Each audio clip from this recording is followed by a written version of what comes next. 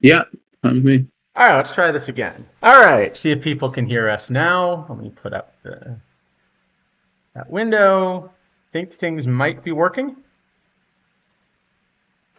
Hopefully, hopefully we can. Oh, Can I people hear see. us? I see things on the screen. That's a good sign. Well, it depends what you see. We don't know yet whether it's a good sign. That's true. Sorry, I know we're starting the stream a little later than usual today. The problem was that, isidafo, you were saying you won 30 packs. And at this Yes, point, at this it was a point, big issue. I know, and you were telling me you just wanted to open these packs before we got on stream, and so it took about 2 hours. Yeah, I opened yesterday. I opened 300 packs yesterday, and I think all told it took me 5 hours to do it. Like Yes. I didn't buy them. It was just like a bunch of packs that had been sitting because I hadn't been able to open them. Um, Right. so that was fun. I would much rather than just dump 30K into my account and having to open all these packs. It's so difficult. I don't know if they dump 30K, then you have to, figure out how to spend it. And What all do you right, mean? I know actually, you know exactly how I'm what? going to All right, spend it. let's do a quick poll. I'm I know just exactly. No, curious now. I can spend my 30K very easily. I can All right, buy. I'm just. I well, I mean, I can buy a few million irons. That's great. Not a million. I can't do math. I had it the wrong way. Anyway, I could buy more irons. That's been my main focus of the past week has been on buying irons, which is quite fun, of course.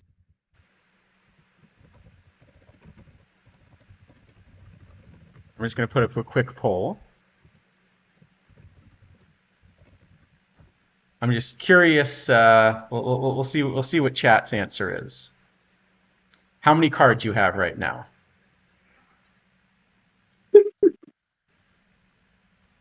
Um,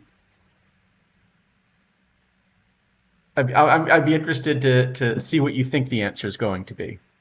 I will vote for myself. Just how close everyone is going to be to their card limit. Okay, but the Um, thing is that two of the options I fluctuate. Well, actually, not really. sorry, that second one should say 9,000 to 99.89 clearly. Yeah, some of them I fluctuate a bit, um, but I still vote for the one I'm in right now. But just curious how close everybody is to hitting their card limit. Let me see where I am right now, actually. I also fluctuate a little bit, so let's see. All types, all types. 98.32. Oh, that's right, because I was just trying to boost a bunch of things. But I do have Because 16 packs that I can open, which will, I that'll get guess, you over pretty easily. that'll put me. No, no, hold on. That's only 96 cards. Yeah, that'll get you 99. That's good enough. So it'll give me 9,900, but it won't max me out, which is, I guess, a good sign, right? You can actually open all your packs. Amazing. Why? What have I just done? Hold on. Really amazing.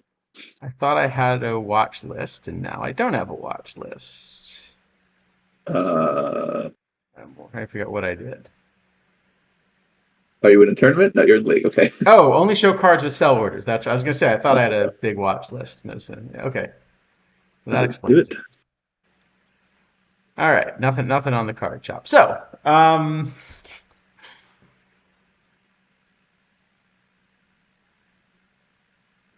as a whole, we're all pretty close. By the way, that 99.99 plus, that was my big victory of the cycle, was accidentally managing to get over 10,000 cards. Yeah, nice. Did I send you that Well done. screenshot? I think you either posted somewhere. I think you posted it, didn't you? Okay, Maybe. probably, yeah. Best bug of the cycle, by far. Yeah. Unfortunately, I guess it didn't let you keep going. Like it wasn't the kind of thing where it checked, is it equal to 10,000? Or is it equal to 9999? If so, Oh, if so, I would never have gotten rid of. Yeah, I was hoping it Oh, would like think I had -1 card or something. that would have been the best thing. I mean, I would pay hundreds of thousands of points to get that. Oh, absolutely, yeah,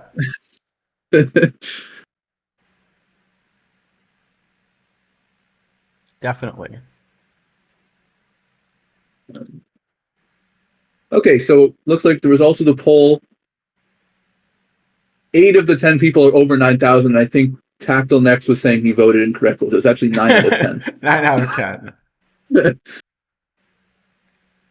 Yeah, Long Game Joy, that's that's right. So if you're on 99.99, no, it will put Mustakas on your roster and you will be at 10,000, yes. is what'll happen. But you, unfortunately, that means you have to have 10 or however many Mike Mustakas, which is really unfortunate. What's the plural of Mustakas, I guess? Mustakas. Mustakas with an E? Because the plural of moose is, moose. Moose. So it's just, yeah, plural of Mustakas is Mustakas. Is Mustakas? Yeah, exactly.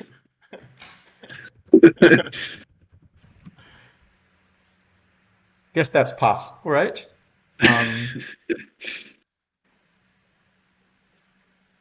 Every card I bought was converted to a combinator. Yeah, well, that's just the game though, right? That's pretty much what the game is. It's not that different. Oh, that's nice.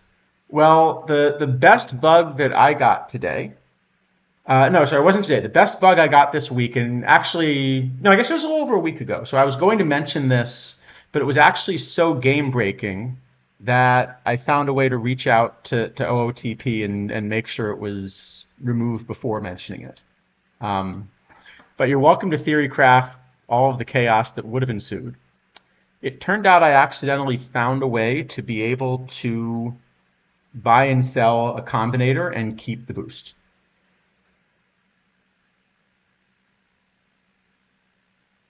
Okay, I can understand how that might happen because that I know there was some reports of things.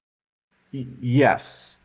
Um, Yeah, and while kind of but that's such a investigating one of lazy. those, I actually found a way to do that. No, but it's a big problem No, but because it does. that's so lazy though to code it that way to allow that to happen. Yeah. Like that's just yeah. Well, they're trying to save their server because their server can't handle doing it the right way. I guess. No, but I think it's actually related to another problem as well. So they tried to code something a little bit weird, and actually I still don't understand how this works. So I suspect the answer is that the devs are incorrect about how it works. But I'll see Well, what you the think. answer is probably in that it doesn't work. That's the answer with most things related to OGP. To be fair. Um, so the question is, what happens if a card changes in the middle of a tournament? Okay. Right. So for Yeah. example, this often happens around a live update. Um, that cards change eligibility, right? But for Yep. example, you could also do a draft, and so you could end up drafting. For example, if you did a live draft or a rocking chair draft, then if you did that draft before the live update, it might well be that, say, you actually have no live diamond on your team because Yeah. live diamond is now a gold or a perfect. This year, it's been the case that at least the displayed ratings are the ones from before updates, except for combinator boosts, which do work. Right. But that was the point, is that for combinator boosts, it's done differently. And the point I was going to make is it's really hard to think how you would code it in a way that it's done differently, because either what you're doing is you're That's basically true. grabbing the cards when the tournament fires and siloing them somewhere, or you're just keeping some unique ID that corresponds to that copy of the card and reading it from the server. The siloing, by the way, seems to be the correct way to do it. Except that if you silo it, that when you boost a combinator mid-tournament, it'll show locally, because locally that's what it thinks your card ID is. But then the card should not be run as the upgraded But version till the end of I the don't think tournament. you should be allowed to boost combinators during tournaments. That seems like a very bad behavior that's allowed. Well, it is, because in fact it means the correct thing to do for a PTCS type thing is, if you really care about the tournament and you have limited funds to boost things, what you do is you basically see which of your builds are running deep. Yeah. and then you boost those late in the tournament. Yep. So that's why I thought the answer was that they must just be incorrect when they're telling us that if you boost a card mid-tournament. But here's the weird thing. So if that were right, what I would have expected is that if I boost a combinator mid-tournament, it would show the boosted answer locally, because now on my local copy of the game, I know that I've boosted that card. Yes. But when you load into the tournament, you should still see the lower level. So one thing But that that's I not know, true. You see the higher level as well. one thing that does happen, which is very annoying for pulling data, is if you play a tournament, tournament finishes, and then at some point between the tournament finishing and the time you pull data for the tournament, you level one of your combinators that you played. It will show the leveled one, Right, because and not the one that there's just actually one played. unique ID and it's grabbing it from the Yeah, server. I mean maybe Yeah, there's yeah. something So hard Mr. for them Wrestling, to I've live. definitely boosted cards mid-tournament and everything. Well, everything's been fine, certainly as far as like the card is still on the roster and it shows the upgraded version. You'd have to really get an enormous amount of statistics with mid-tournament boosts to figure out whether it's truly using the boosted version. Right. So But I you don't also think that's plausible. can only do the mid-tournament boost once because you can't go back down. So it's very difficult to get good. Yeah, yeah. So basically, the only real way to answer that question seems to be to ask the devs what the rules are. And they've given us the answer that the boost counts, but I'm having trouble reconciling that with the idea that it doesn't count for a live update. Well, I mean, it's possible there's like some just exception for lives, some kind of Yeah, but you know. that's just such a dangerous thing to code. Well, I agree with you, but that would be far from the silliest implementation choice that has been made in this game. Like Yeah, it's everything to do with combinators was done without thinking through the implementation of them. So hard for me to argue with that. Yeah. No, I don't know, Kevin. I don't think it's a problem. We were just kind of speculating on, no, whether it's it. yeah. We were just curious Well, whether it I should say matters. I don't think it should be allowed to boost combinators during tournaments. But I think the bigger question was how do you possibly like what does the code look like that allows you to boost combinators during tournaments but not have live card updates Right. happen? Yeah. Yeah, that I would have thought that basically either I bought a Charles Johnson. You know what that means? Oh, that's not even a bronze. That's a diamond. Wow, look at you. I know. You know what that means? It means it's time to buy a Charles Johnson. Indeed. Aren't combinators fun? Yep. Um, anyway, let's see. So, I guess a few things going on this week. We also do have some cards we can go through because we're starting a bit later. And I have an experiment that I wanted to try as well, kind of prompted by something I accidentally did in a draft. Sorry, intentionally did in a draft, because clearly I would never make a mistake playing this game. Wink, wink. Right. Oh, so I do I do want to give a. No, I pulled these 300 packs. I took all the pack pulls out because it sort of taints the data a bit. I have 55 pages of transactions since Monday. That's a good. All right, let me check mine. Okay, I'm not going to be at 55. Well, hold on. I don't know if our pages are the same length. That's true. Well, also, there won't be something like because some of the lines are longer anyway. I guess. Yeah. Okay, so maybe it's not so easy to compare, but I can see where I'm at.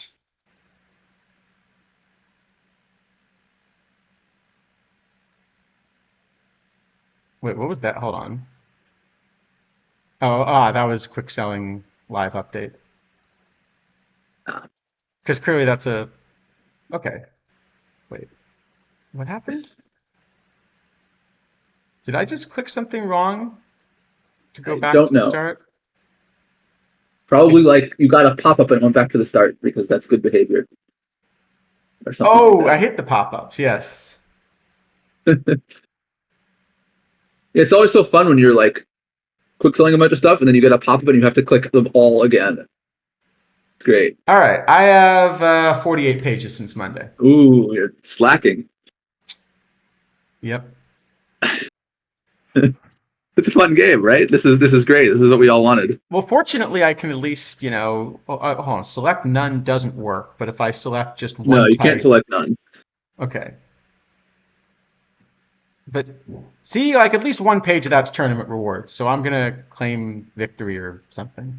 You can, if you want to select none, you can select the in-app purchases one. Because that has no, unless you've bought things on Go, like Is bought that what ones on Go. IAP stands for?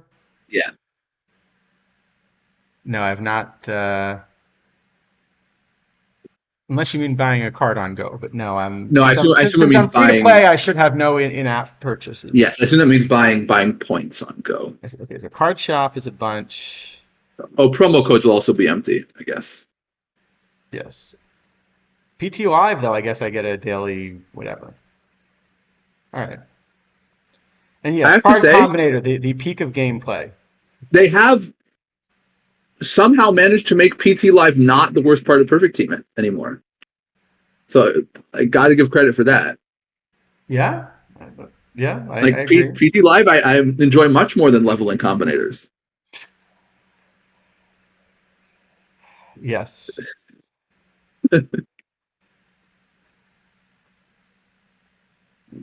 Yeah, I think that's right. All right. Anyway, let's see. We could look at some cards, but what else is going on this week? Well, we could certainly talk about the PTCS, but I guess we'll have a chance to do that when we look at cards. This was by far my quickest build for PTCS because Yeah, it was a really limited card pool, and you just put the combinators on and you're done. pretty much. Yeah, that's about it. Um, let's see. Uh,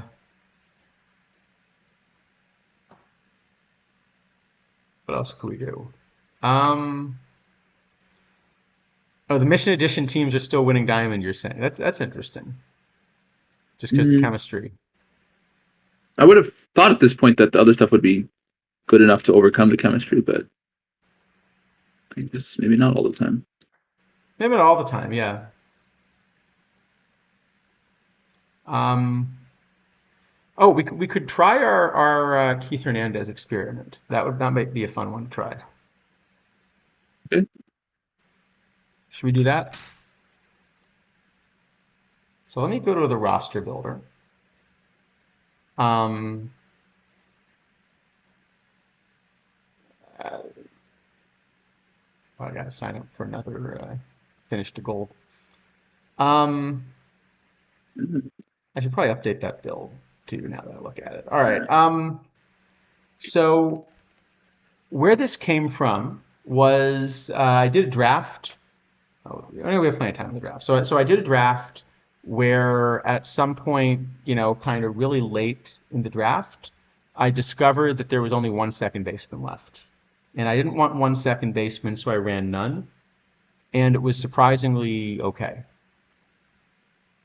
Capcom's asking how many different teams you run. I run essentially just the one. I have one alt, which I use to do a TWIP draft on stream.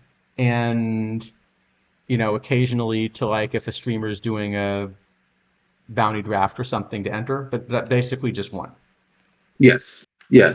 Pretty much the same for me, though I use my alt a little bit more often for data collection purposes. So this one, Strong. yeah, the last thing it played was the Trip Saturday Showdown, and we'll draft this one on stream as well. Yeah.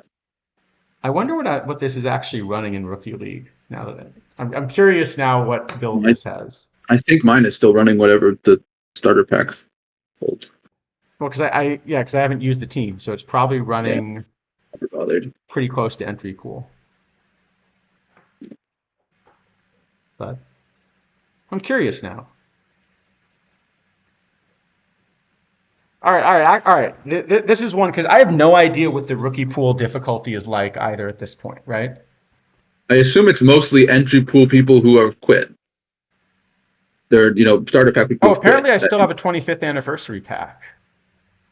Yeah, you could get combinators from it. And Oh, you have the live thing too, the live spotlight thing. I have the April Live update pack. How exciting! All right. You know what? Here's what we're gonna do. This is our challenge. Before I check, I'm going to show you what this roster looks like. Do I only have four starting pitchers? Okay, I may only have 4 starting pitchers. Good. So it's a fairly bronze-heavy pitching lineup. We do have the silver Kent Herbeck and Freddie Lee. Okay, so a handful of silvers. What do you predict the record is of this team in Rookie League? I have absolutely no clue. Well, first question, I guess, is how many games have been played at this point in the. Okay. Let's say winning percentage then. Yeah. I'm gonna guess about. Like, is this a good or bad Rookie League team? No, it's pretty bad. I think probably 400. See, I'm gonna guess most people have in the chat. I'm gonna guess most people have the starter gold, and that starter gold is a lot better than anything you've got. That's true. I don't have a starter gold on this team. Have I never pulled a gold on this team? You have to pull a gold in the starter pack. Yeah. You probably just pulled a live gold that went down. Oh, hold on. You know what? I actually have. Okay, apparently this team's accidentally tanking also. Oops.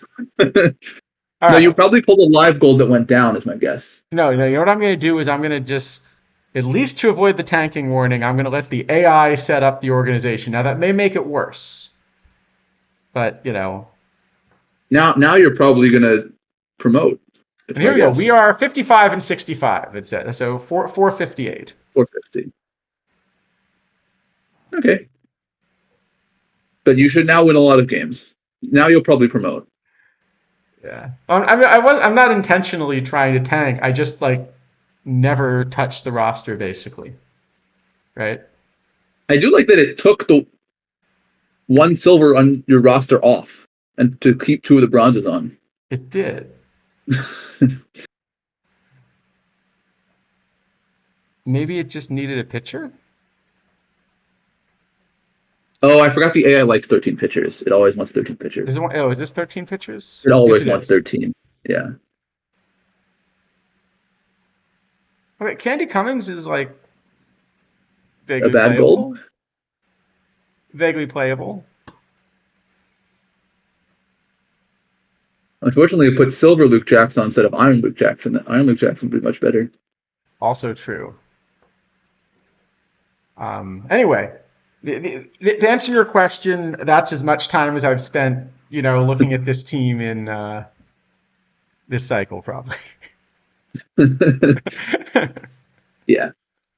So no, I'm pretty much just running the one team, and I don't know how much longer I'm going to be doing that at the rate this is going, but I'm at least trying to run the one.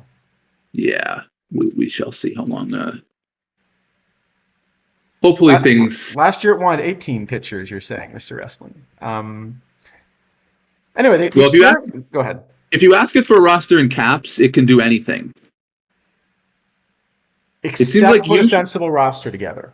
It seems like usually the thing that it likes to do in caps is to kind of fill up your roster with cards that are about at the sort of average number, except then when it reaches the number, it just stops. So it usually ends up putting 22 cards on or something, which is good. Yeah.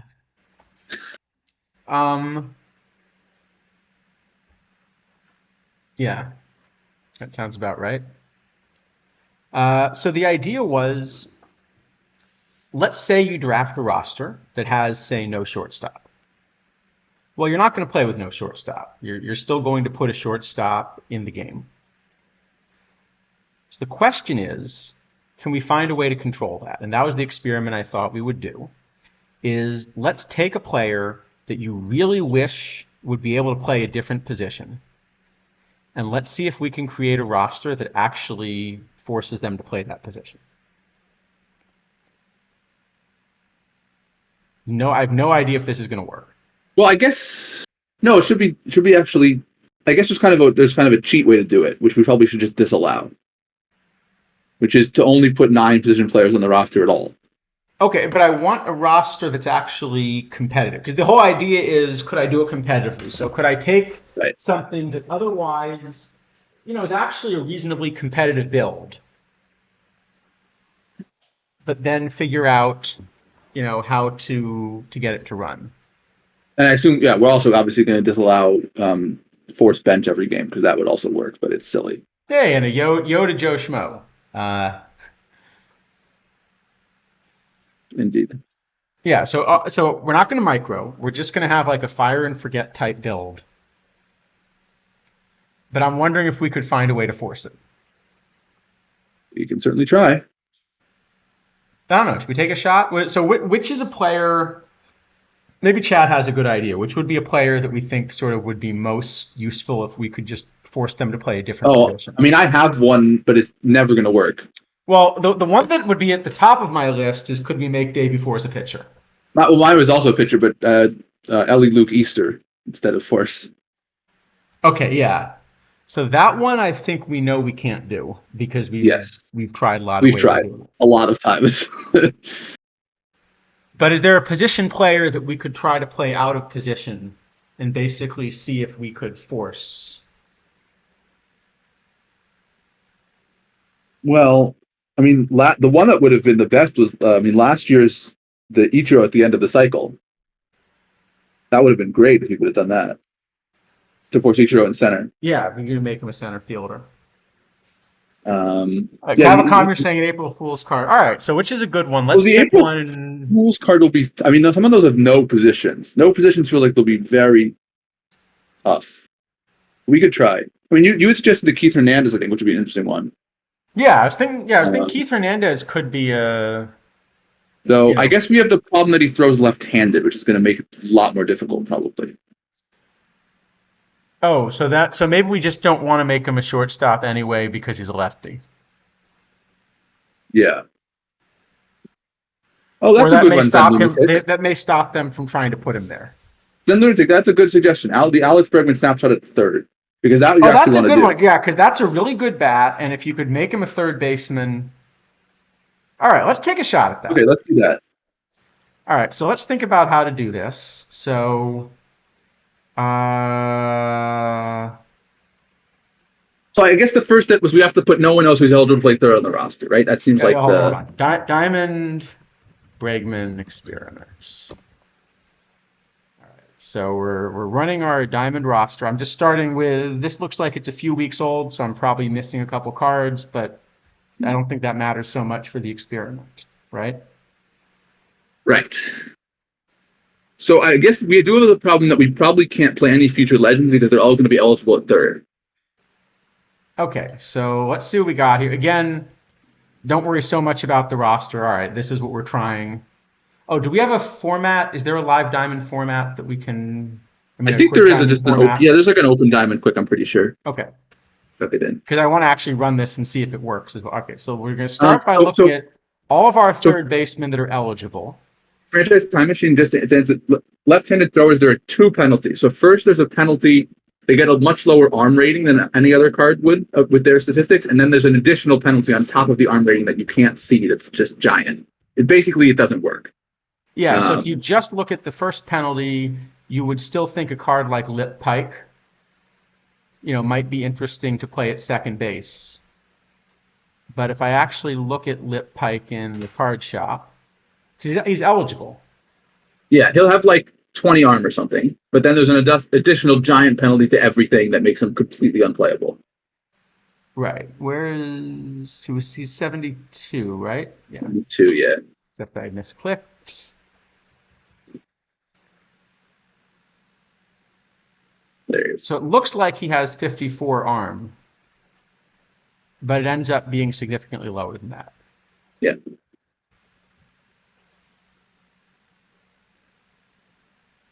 Yeah, underdog. I've been thinking if it makes sense to train Holiday at first. I don't think it does, but it's not crazy. Right. Holiday at least can play first in tournaments, though. In tournaments, he can, but it's not crazy to train him to play first in league. Like it actually could be useful. All right. So let's see. So we're taking off. So first off, we said Bingo plays third. So okay. So A-Rod has to go. Ford plays third. Ford plays third, and Oh, and A-Rod is a third A baseman. Rod, yeah. I guess this Max Clark might also play third. We should check. So listed here, it's Gratterol and Rogers. Okay, but they're fine. It won't put them in. It won't Right. put them in. But Clark, no, Clark doesn't seem to play third. Okay, then we can leave them in. Excellent. Okay, so that's the first thing we've done is we've gotten rid of all of our other third basemen. We also apparently have gotten rid of all of our catchers. So let's put a couple catchers on the roster who look I guess decent. we can't use any of the Negro League catchers because they all play third. Well, here. So Pinch Thomas, I would tend to run anyway because I've got the Combinator Does he play and third? He's old enough that he might. no, just catcher. And how about Okay. Frank Chance? Yeah, Frank Chance plays first. And, yeah, just First, but first. not third. So that's Oh, yeah. fine. Unless you have another one you prefer. I mean, Oh, maybe. Well, yeah, it doesn't really matter. It doesn't matter. We can pick another catcher too. Get someone to fill the spot. yeah, I'm just saying if you have one you prefer. All right, you know what? Actually, if we're gonna platoon him, how about Posey then? Oh yeah, that works. All Sure. right, This is good.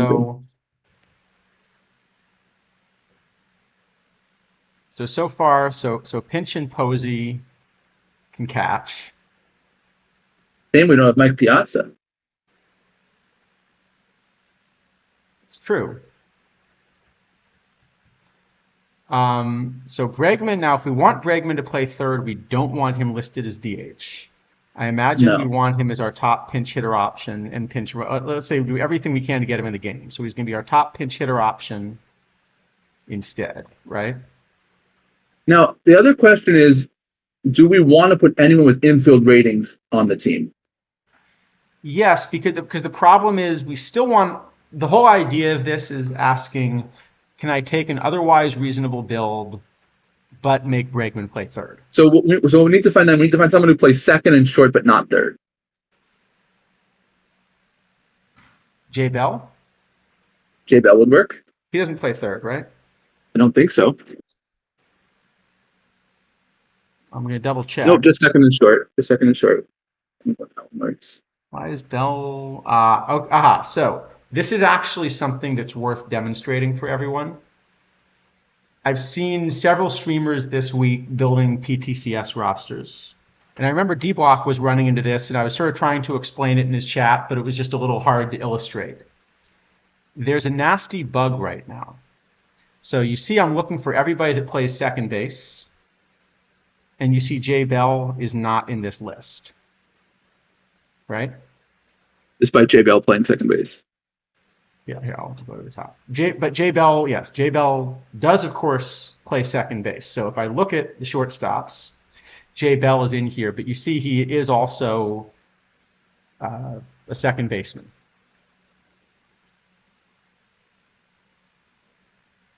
So unfortunately, it means that at the moment when you're building rosters, you're going to actually miss players who should be eligible and might be useful for your build. Yes. This doesn't affect the way I build, but that's because I don't build from this screen. What I do is I start from the card database and then I'm running a model. And so in the database, it's reflected correctly. But it's most natural to build from a screen like this. And this will also affect you in a draft, because if you were to have drafted Jay Bell, you might not realize that he's a second baseman. Yeah, it's not ideal, to say the least. Okay. Anyway, Jay Bell, you've made the roster. Yeah, Nicky Lopez would work as well, tackle next, but Charles is a level 5 Bell, so. I mean, we could put Lopez on the roster. In fact, we could put them both on the roster, because one of the things about doing this experiment is we're going to have extra spots on the roster. Yes, and we really don't want Bregman to back up short either. So actually, let's put Nicky Lopez on the roster as well. Sounds good.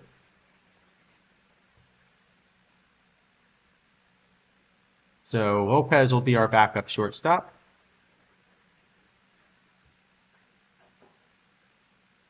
Yes, I guess we should. We've hit 26, right? Oh, I was gonna say that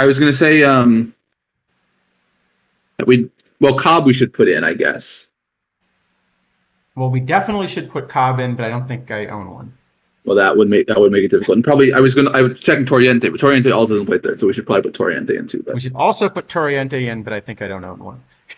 well, you have roundly defeated these attempts to improve the roster. They would definitely improve the roster, and I think part of what you're seeing is that when I sort of mentioned I was backing off playing the game as seriously pretty quickly I think this is part of what I meant. Yes, indeed. Because Toriente I should have bought when he was in Spotlights. Oh wait, is he still in Spotlights actually? They're still up. They're still up. They were like EV neutral for a couple hours, and then they went negative very quickly.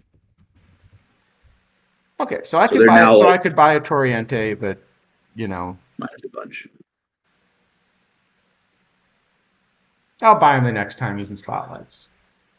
Well, I had a big problem with buying Toriente, which is that all my buy orders were filled with irons and bronzes.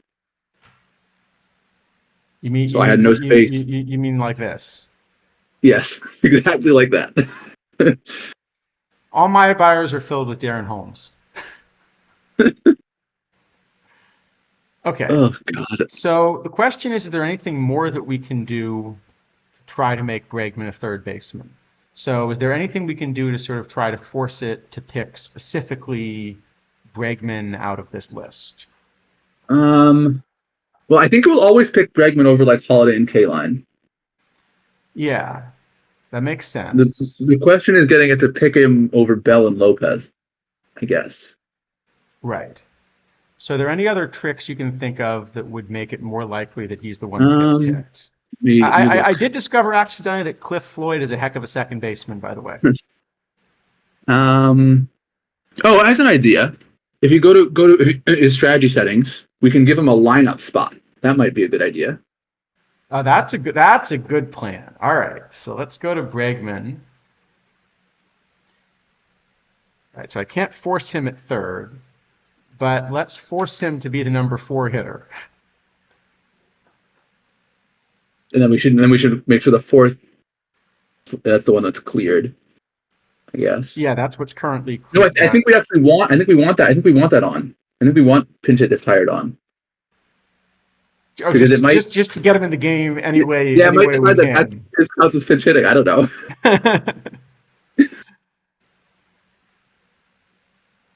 Whatever, Helton's fine. Okay.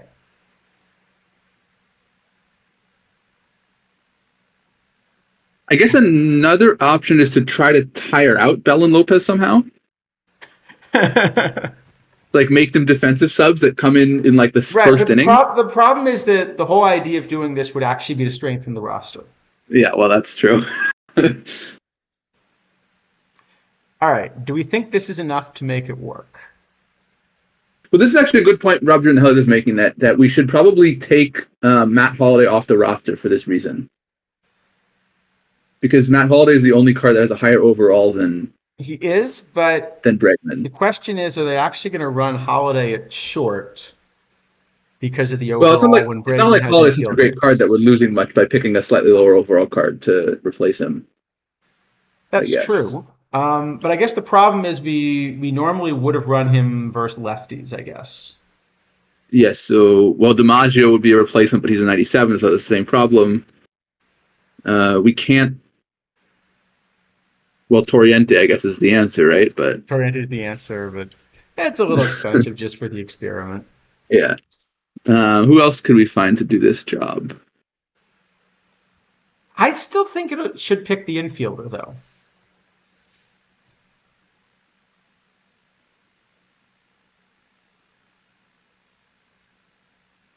Wait, okay, how about this? Lock Holliday in at left field. Will that work? Oh, that's a good idea. That's a good idea. I don't know if that will do enough, but you should stand for Erstad too, because Erstad's also higher overall. But Erstad's in the lineup right now. Well, he's not in the lineup the other way. Like if you face a lefty. Okay. Does he need to back up center? Oh, Erstad's actually an even bigger problem. Center. No, because Erstad actually has infield ratings that are not 0 because he played first. So Erstad is a real issue here, I think. That's true. Do we have another backup center fielder though? I guess it's well, Kaline plays center actually. Have you heard of Cristobal Toriente? You keep saying that, yes. Well, if you have Evan Carter, you could put him in. I would do it. All right, let's see if we can make this work. All right, so we'll try this experiment. Do we think this is going to work?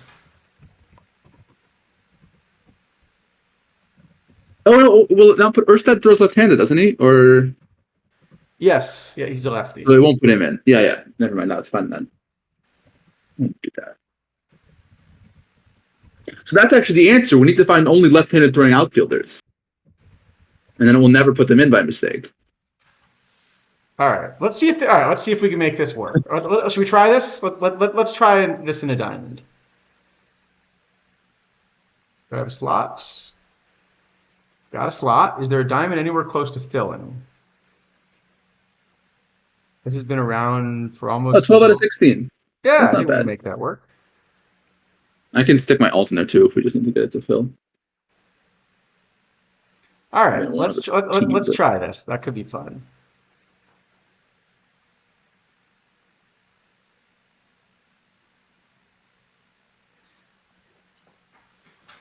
So I think it's going to include Bregman in a rotation at third base with this, but I don't think we're going to manage to get him to be always a third baseman. But I'm not sure because I think the point is that if we could control this, there are a lot of cards where it would be pretty useful. Yeah, I mean we've done some contorting of our roster to make the likelihood of this as high as we think we can get it, but not a huge amount, I guess. No, we intentionally didn't like take a bunch of players off or something. Right, because like certainly if you only gave it 9 position players, you could get it to happen all the time, but then that kills the rest of the roster. Yeah. And we think, just to confirm, we think there's no chance. I believe there's no chance, but just to confirm, there's no chance it's going to throw one of our relievers that claim to be third baseman there. Wait, Tyler Rogers literally has a third base rating of 1. No, I don't think there's any chance it puts the relievers in. I think there's a chance it puts Holiday in, and a chance it puts Bell or Lopez in. But I think Bregman is the most likely here. Holiday seems to be the biggest concern. Well, the other question is, does it put him in every game? I assume it will rest him when he's tired, but I don't know that for sure either, I guess. Yeah.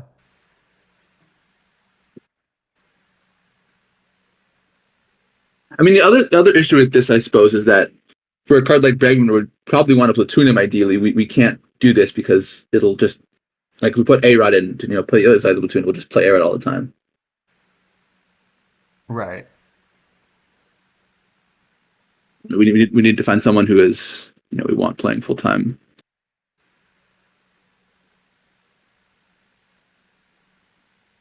Yeah, that's true.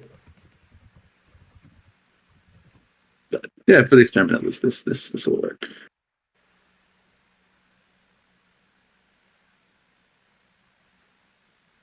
But again, the question is just: is it actually going to succeed? I can help fill this thing up. So that's I guess the key question.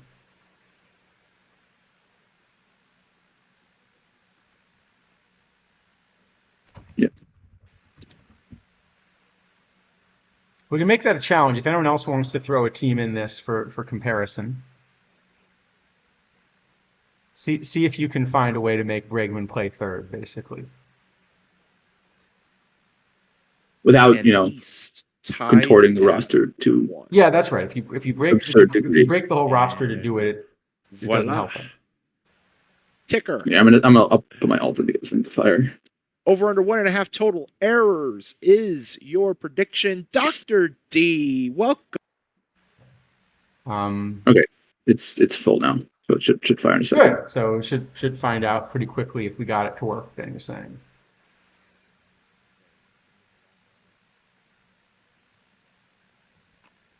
Hopefully. Okay, go auto set. Oh, I actually have some diamonds on this thing. They're all live, but okay. I think we are going to get Bregman to start at third. The more I think about it, Holiday is the biggest concern. I think. I'm a little worried it's gonna pick Holiday. it could. Well, because the other question is, I think if this works correctly, by the way, I think it's also the case that it's going to it's actually going to rotate Bregman out when he's tired and stick Yes, someone it else will. in It third, should. which is one of the advantages of trying something silly like this. So you will actually get rest. All right, well, it fired. So we will check in a little bit. Good. Let's see. Anything else we should discuss before we start talking about cards? I know we're going to talk about the PTCS formats at some point, but we could do that now, or we could do that when we get to prizes. I mean, for the most part, the PTCS formats are just, do you have combinators? If so, put them on your roster. Well, yes. Like, normally, for PTCS, I try to, spend some time, figuring out, what's the, era going to look like, what cards people are going to run, handedness, whatever, this and that. And I completely didn't bother this time because I was too busy trying to acquire combinators that were eligible. No, the combinators basically mean that your roster construction decisions are made well in advance of the tournament. But they're not even, you don't make them. They get made for you by what is for sale and what has That's what I mean. teammates. I mean, the roster construction decisions are really player acquisition decisions. But I mean, they're not even that Once you invest sometimes in the because combinator, because they're some combinators basically you just can't buy because they're impossible to level. or you can't buy because they haven't been pulled. So one of the things I've noticed in spending a lot of time in the card shop the last few weeks leveling combinators is the rate at which irons and bronzes end up on the card shop, which is probably a good indication of just roughly how many packs are pulled, seems to be at least a factor of 2, maybe a little more lower than it was 2 weeks ago. And that's a really bad sign for the health of the game, but I guess it's the same thing we're seeing, what have we got? 2 weeklies and quicks right now, including sort of a live cap, which should be incredibly friendly for non-combinator teams. Yep.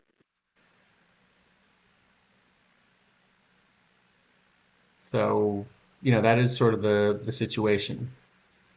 Yeah, I mean, there's other things too, there was a Max Manning combinator that sold the other day at 66,000, and there are already 3 buy orders up above the sell price because obviously that sale price is considerably too low. And whoever it was who ripped the card, I probably just saw 60K and that just eyes got big and sold it. Right. But it just had whoever there are probably, I don't know, 30 people who would at least be willing to buy it at that price, except just whoever happens to have the buy order up at the moment that it got pulled. So Franchise Time Machine, the live cap tournament is a weekly. So yeah.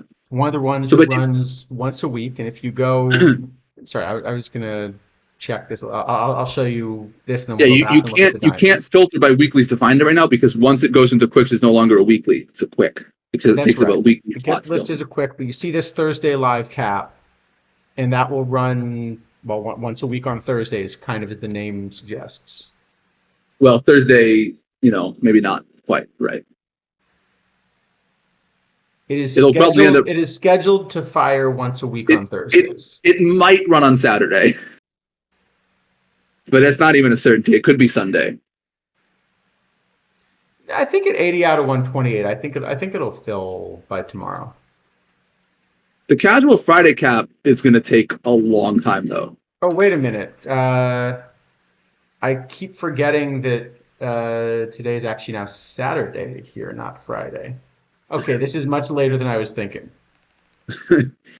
And the Iron Warriors actually still has 50 slots left, which is amazing because that thing used to fill a day. Yep. Yeah, well, it's clear that some of the choices that have been made have shrunk the player pool considerably. Yeah, it's I, you know, no. I mean, it's very difficult because at this point, like, yes, that's also the case. Is that somehow they no longer have the technical ability to cut tournaments. That's been good. no, but also if you're cutting tournaments in June, you're basically giving up on the cycle. Well, the thing is that I honestly I don't know what they're supposed to do because they've painted themselves into a place where all the ways out are bad. There's just no way out of this that makes any sense, really. Well, there's the one that we promised you wouldn't discuss on stream because we don't want them to take. What? Shut the game down, wait for next year? Okay, there's the other one that we said we thought was a real solution that we said we wouldn't discuss on stream because we don't want them to take.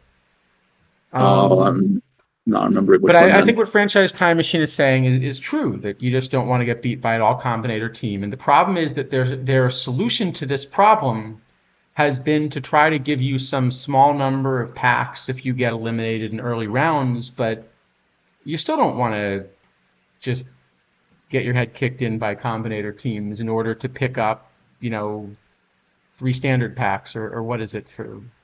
Is it 3 standard packs? Yeah. I forget what they. 2 or 3, yeah, whatever it is. Where's the iron? Oh, and this is 256 actually. So you need to win 3 rounds to get your 2 standard packs. And if you win the whole thing, you get 50 standard packs, which of course you can't open. So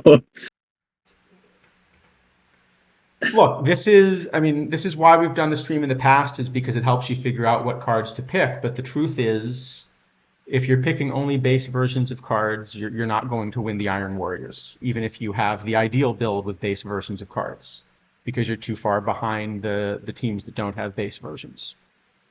Okay, is there a solution? I think there are things that could be solutions. The problem is that we've instead basically spent the last couple of months being told, first, it's not a problem, and then second, that we should just be happy losing.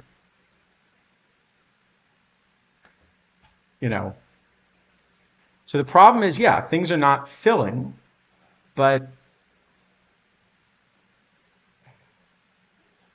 I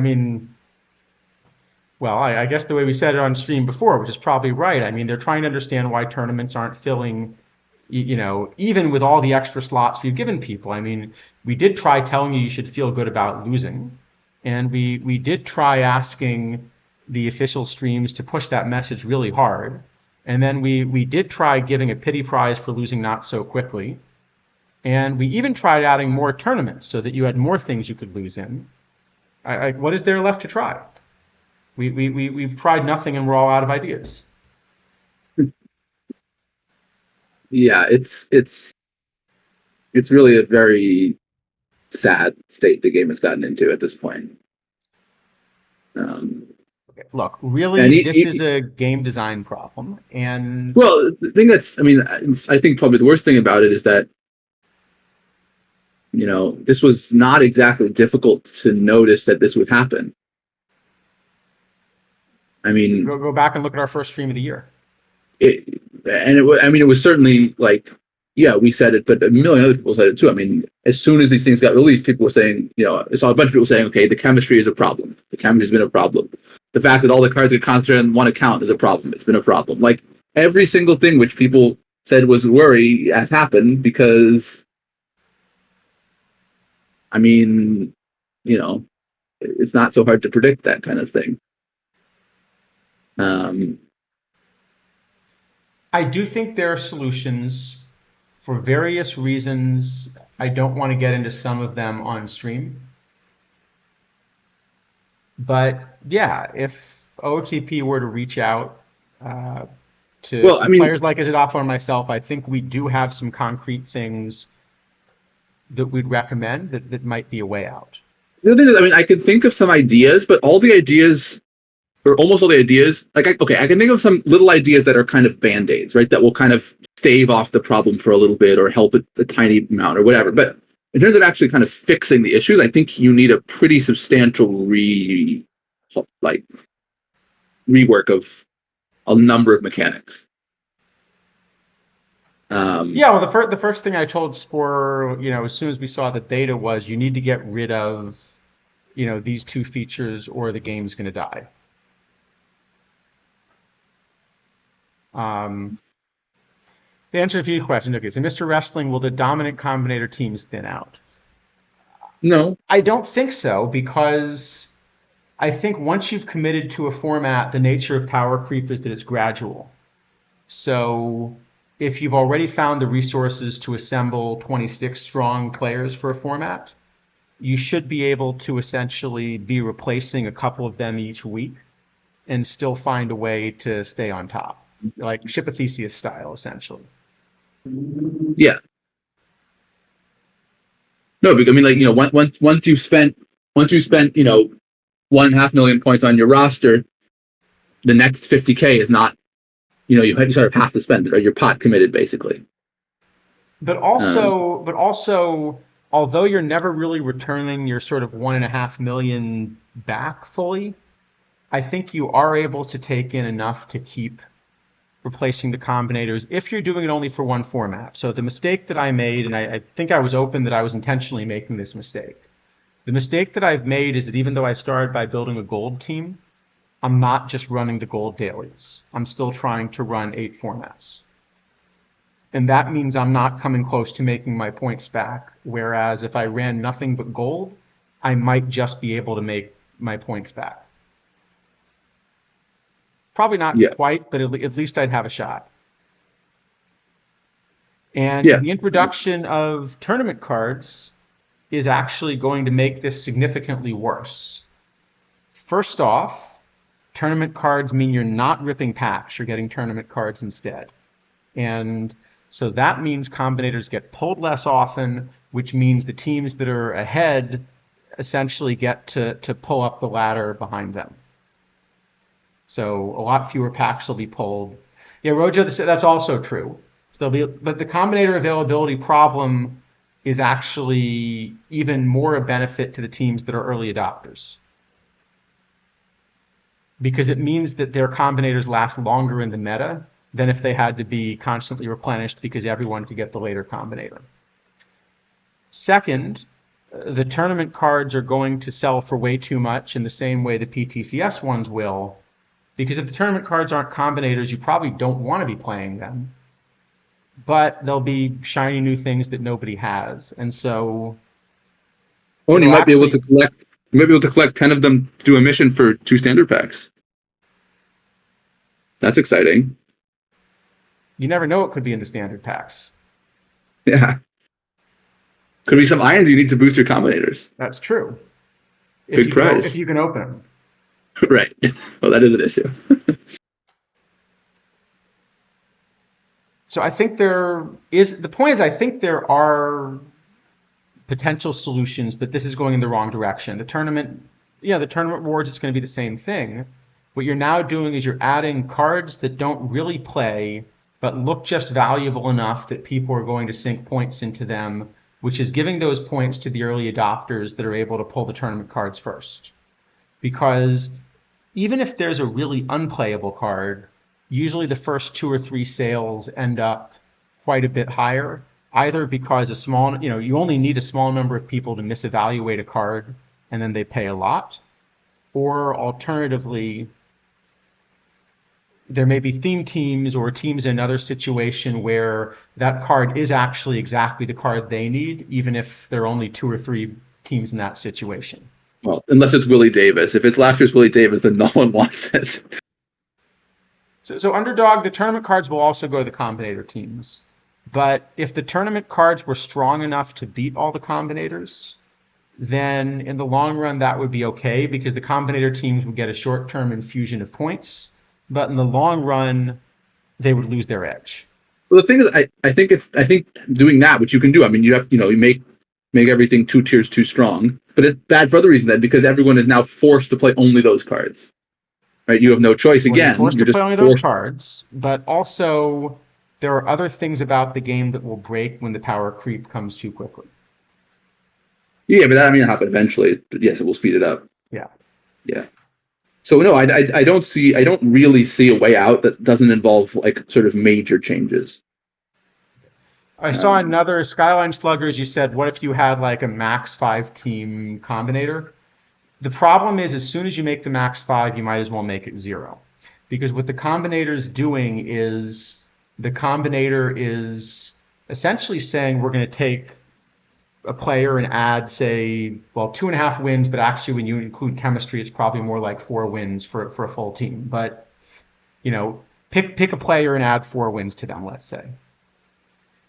Well, the thing is, it doesn't matter so much which player you pick as long as it's a player that's getting the right amount of play. So, for example, if you're playing, best of 9 series, there's really not too much of a difference between boosting any of, if you only get to boost 1, there's probably not too much of a difference between boosting any of your top 3 or 4 starters. Sure. You're just adding 4 wins to one of them. Similarly, does it really matter whether you're adding 4 wins to your starting left fielder or your starting third baseman? So it'll basically mean that everyone has to have maxed 5 of the combinators. But beyond that, it doesn't matter so much. So Yeah, and once you do your 5, then there's no incentive to ever do any more. You just do there's any no 5 incentive to that you ever do come 6. across. It just, and when one of your 5 stops being a starter, that's the point you have to cycle in a new one. So it's basically just an extra combinator tax on rosters. But the whole idea of this had been that you were supposedly going to find a way between chemistry and combinators, that the stated goal at least was to allow very different kinds of builds. Okay. Anyway, having said that, there are real solutions, I think, that are available. I don't want to get into it on stream because I think we've wasted our breath enough on this. But if the OOTP devs or game designers would like to reach out and discuss this with us, we're certainly happy to, and we have things we can recommend. Yeah, I'm not 100% referring to, we probably said someone, but I've forgotten. But if you are referring to in any way the thing I suggested may have to happen to tournaments at some point, I don't think that's a solution. I don't think it's a full solution, but I think it's probably one of the most viable ones, and I really don't want the game to go in that direction. Aren't caps unplayable then, basically? Aren't caps unplayable now? Well, yeah, but I mean, it's really bad if you do that. Like, really bad. Yes. Yes, they Plus, are. I suspect you can do a lot of manipulation by picking which cards are on your reserve roster. Yeah, well, you have to debug it. I mean... Yeah, but we're expecting this to happen. Like, well, okay. I think there are a few other things I could suggest that might be viable. The other problem is that the game designers are trapped because people have sunk a lot of resources into combinators. Yeah, that's the other thing. And some of them have sunk significant real life money into it as well.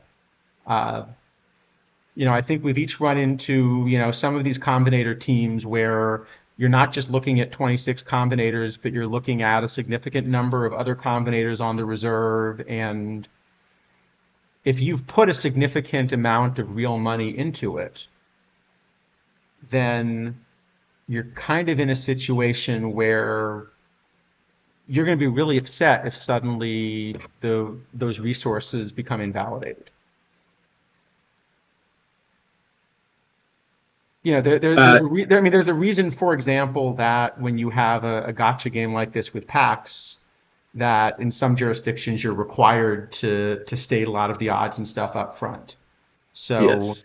I don't, I'm not a lawyer. Yeah. I don't know enough about what their legal obligations would be, but it wouldn't surprise me if kind of changing the rules on combinators in that way creates a problem in some markets.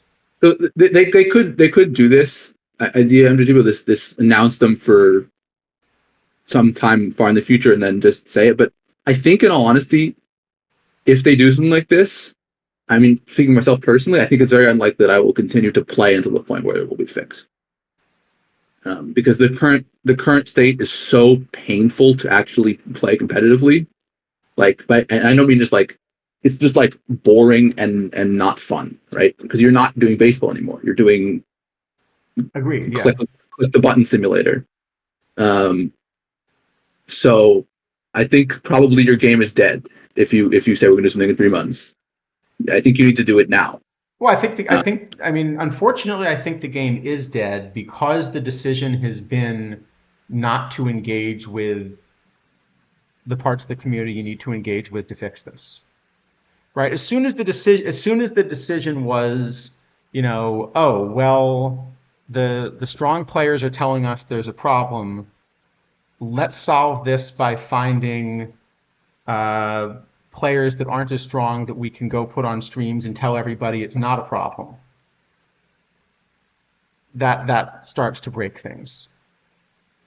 Like I said, there's a reason that we are not allowed in the main Discord, because this is the way people are trying to sell it, and it turns out that you actually can't hide the state of the game for that long. You may try to tell people that they should feel good about losing, but that doesn't actually work, at least not for enough people. Yep. But pretty much, like I said, I do think there are viable solutions. If people from OOTP reach out, I'm happy to kind of suggest some of them. Isidafo is as well. We have definitely thought a lot about those. But I think we're sort of past the point of thinking it's productive to throw these ideas out on stream, because we've just, that's correct. We are not allowed in the OOTP Discord. We made the horrible mistake of explaining to people last year that if you keep releasing 10-copy limited edition cards that dominate everything else in the market, you're going to end up driving people away from the game. And they didn't want to hear that in the main Discord. And so this year, instead, they decided to make every single card a limited edition. Yes. Which has had predictably the result that everyone thought it would. Yes. So yeah, well, it turns out that when you have censorship in your forums, what it does is it stops you from actually getting honest feedback. That's one of the costs. I will say, I mean, I think there is, for me at least, a pretty significant difference between what's happening now and sort of what's happened at various points in the past. So in the past, we've had lots of discussions about different balance different balance decisions and economic stuff and whatever. And we've liked some of it. We haven't liked other parts of it. And okay. But it's never been to the point where I stopped enjoying playing, because the core part of the game, which is kind of the building of rosters and managing and all that stuff, has always been there. And that's fun. At least it's fun for me. And it's gotten to the point where the game for me is no longer all that fun, because the part of the game which I enjoyed, the building the rosters and such, is not a relevant portion of the game any longer. No, I agree. It's the same reason that when we give out grades, it's funny because the impression that we seem to give off is, that if we're giving Fs, we don't like a card, and if we're giving S's, we love a card. And that's not right. The cards that we have the most fun with are the ones we give around a B to, because that's one where you actually have to make a difficult decision about whether you should invest in this card and how to use it. I mean, I think, Charles, you'd agree with this. I think the card I like the best in the set by quite a lot is Joe Mauer. It's the most interesting, yeah. By far, yeah, the most interesting card. I think that's the one we're going to have the longest discussion on. Yeah, I'm actually not sure what we're going to grade it, but I think that's part of why it'll be an interesting discussion. Yes. So in case anyone was wondering, we do not do like a we kind of just do it live and see where we end up. So. Yep. Well, some of them we're usually pretty confident we're going to give them before we start. I think we don't talk about it, but there's not really much. Yeah. Let's just pick some random cards in the last 2 weeks, like I don't know, Robinson Cano and Connie Day, for example. Well, yeah, we'll show that. Oh, by the way, it did run Holiday at third, so it sounds like Rob Deere in the Headlights Okay. answer Yeah. that it's just running the highest overall there may be correct. Now we'll see if it does it a second time in a row, or I guess if we play a lefty. Okay, we're playing a lefty here, so that means Holiday should be in the lineup. But now maybe it's going to try to run Erstad, right? Because Holiday we were forcing at left field. So we'll see. Maybe, Correct. Yeah, it'll run. I So think you're thinking it'll run Erstad? I think it'll put Erstad in then, yeah. Or I guess it would be Erstad, but we don't have any other Erstad. higher overall. Definitely thing. Erstad before Bregman. Oh, it could be Helton, I guess. Oh, no, but they both are left-handed. It might actually put Bregman in now because they both are left-handed. Tinker, Hernandez, Utley are all in. Holiday's in. Okay, I see. Because Holiday at least throws right-handed. Yeah. Oh, we'll find out. So yeah. But what it does mean is that if it does put Bregman in now, all we need to do is find a left-handed throwing outfielder to replace Holiday VL, and then Yes. we're in good shape.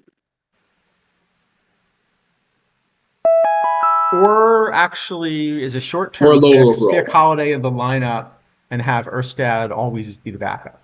Oh yeah, that would work too. All right. I think we got Bregman. You think we got Erstad, or you think we No, got I Bregman? think we got Bregman. I don't think it'll put the lefty. I think we got Bregman. All right, let's find out. We got Erstad. It put the lefty in? Oh my god. That's crazy. We got I wonder if Erstad. that's maybe if it's third base only who do that for second and short also. He was perfectly fine defensively at third, though. Yeah, because yeah, I don't know. That's interesting. Okay, so it sounds like it's just putting the highest overall in. So what that means is you could put A-Rod at short if you wanted. No, actually, A-Rod's short eligible anyway. Yeah. Okay, so you can put high overall players in the wrong spot. Okay, so I guess what that means is we could run Keith Hernandez at short, maybe. We'd have to get rid of Holiday and probably Erstad and probably Helton. Or just to be start, or safe. just start them. Or start them all. But we can't really start Helton both ways reasonably, so that's Yeah. kind of out.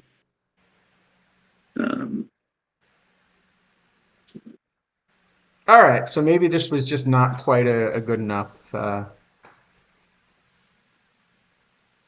Yes, it seems Okay. we have not succeeded All right. in this Well, we endeavor. failed the experiment, but we learned something. So No. that's the way they always describe it in a lot of these games, right? Either you win or you learn. So Or in perfect team, either you win or you win because losing is good. that's true. Losing is fun. I heard from reliable sources.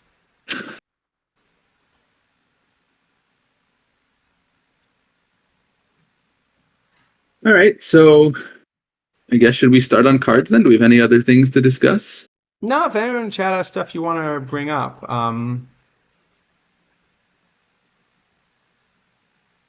right, because I guess PDCS will talk about the prizes as we go. Yeah. Oh, but you A-Rod and Pujols are off the screen. You just need to scroll up a little bit. Oh, am I? 1 second. Sorry about that. And Willie Ware, apparently. You forgot Willie Ware. Oh, did I put him on by mistake again?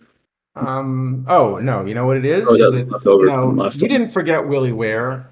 I forgot to take off Willie Ware. Uh-huh. Better. We could just leave that there, to be honest. But All right. Should we look at some cards? That's fine. We started a bit late this time around. Yeah, we can. Well, honestly, this should be a pretty quick set to get through, except for Mauer, probably. Well, maybe Billy Wagner. Billy Wagner's also pretty interesting, I think. Well, let's start with A-Rod. So we've got a 40 overall shortstop. It is, but I guess before we start on the cards, I think it's we've now seen all 25 players. It feels a bit weird to me to not have a Mike Trout in a set that's supposed to be the 25 best players since 1999. That's true. Because I don't think really you have any argument that Trout has been like the best per season player of that era. Well, I think they're missing the top two. Except Bonds, which you can't put. I was going to say, I think they're missing the top two, but the second one, there's definitely a good reason. Yeah. So, anyway, I mean, we got the PTCS award, but it did feel a little weird that there was no Trout as part of the, these 25. So, anyway. Yeah, that's fair. Trying to think who else. There are a few others that I think you could have made a case for because they've included players where their career sort of spans. Wait, but how is Trout in PT Elite? Isn't he been injured for 3 months or 2 months and still injured? That seems like a strange decision. Oh, we did this before, I guess. But still, you're going to wait that long? I don't know. It still feels a bit weird to me. I would have just stuck Trout in. It feels like the list is too wrong without Trout to not have him. But I think there are a few others that are sort of missing. Now that I think about it. So if you're going to include players that sort of span both before and after, like Andrew Jones, then I think there are just some others that really deserve to be in here. But maybe that's quite a lot, I'm sure. Like Tony Gwynn, for example, should qualify. Oh, I'm just checking for a second. Doesn't actually. Yeah, Chipper Jones could have been. So the top WAR seasons since 1999, according to Fangraphs: Bonds, Judge, Bonds, Betts, Trout, A-Rod, Souza, Posey, Beltre, A-Rod, Pujols, A-Rod, but Ellsbury is 16th. That I would never have guessed in a million years. Must be a lot of defense. Kind of the one year that he really took off hitting. Anyway, Trout, Harper, Giambi, A-Rod, Roland, Acuna, Luis Gonzalez, Judge, Donaldson. Okay, that starts getting just random basically after that. But yeah, it's 5 Trout seasons in the top 25 or something. Oh, Trout definitely should be on that list. I think you could make a case for Randy Johnson on the list, maybe. Yeah, Randy Johnson I think would have made sense. Greg Maddux probably you could have argued for, even though a little bit earlier than that, I guess.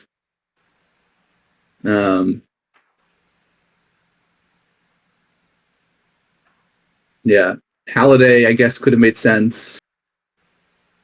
Oh, Griffey too. Griffey, yeah. I guess Griffey. Actually, how do you do this without Griffey? Now that I think about it. Well, Griffey's a bit spanning, I guess, because some of his, he was pretty substantially injured, I guess, by 1999, right? I'm trying to remember. His best seasons were 1993 and 1996, 1997. So, by the time you get to 1999, he's 2 good seasons, then he's just injured all the time. Hey, we could include Rafi Palmeiro's Gold Glove season. There you go. No, I agree. I don't think those are bad misses. No, Trout was the one that was the most. I was really surprised not to see a Trout.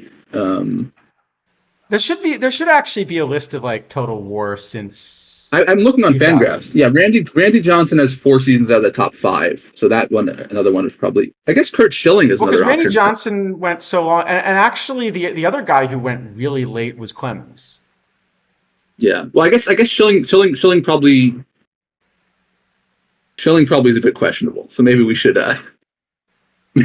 maybe we should leave Schilling out. Look,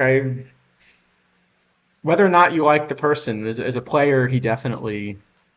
No, it was a great. Well, I mean, at some point when you're threatening people, it's not really whether you like him or not anymore. It's just And, Kind of and not actually, and acceptable. actually, the other card that I think could have fit here and would have been fun is Votto.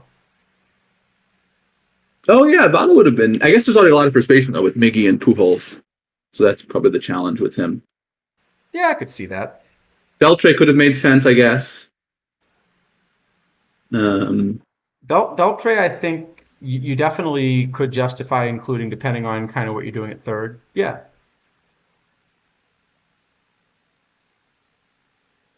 yeah, I guess Randy and Trout are the ones that feel like.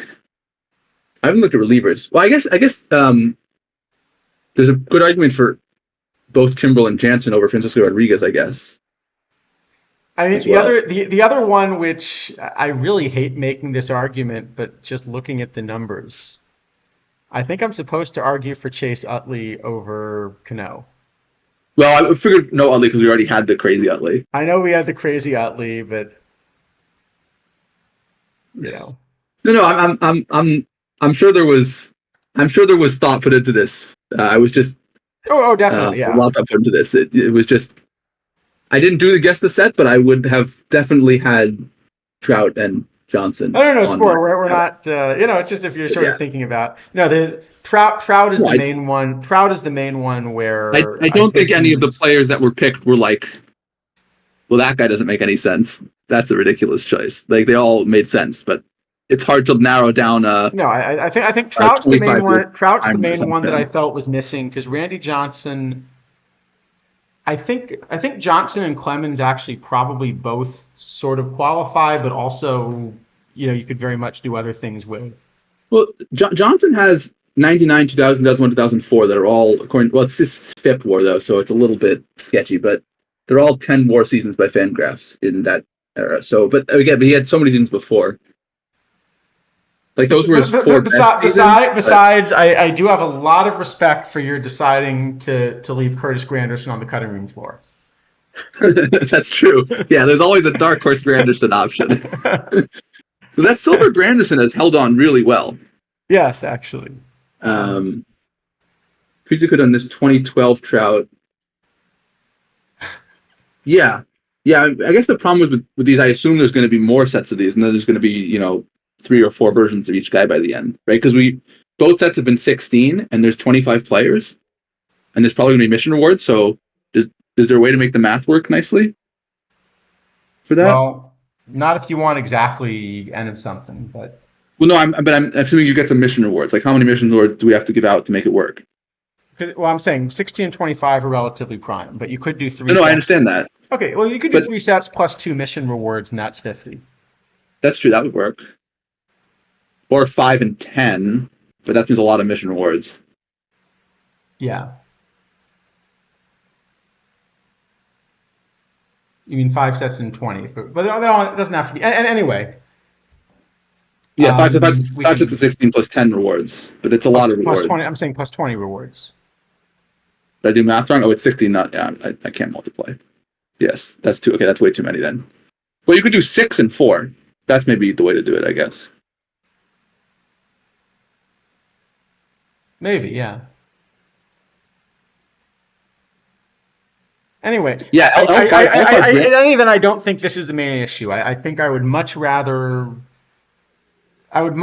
see there be an engagement on the other issues we talked about.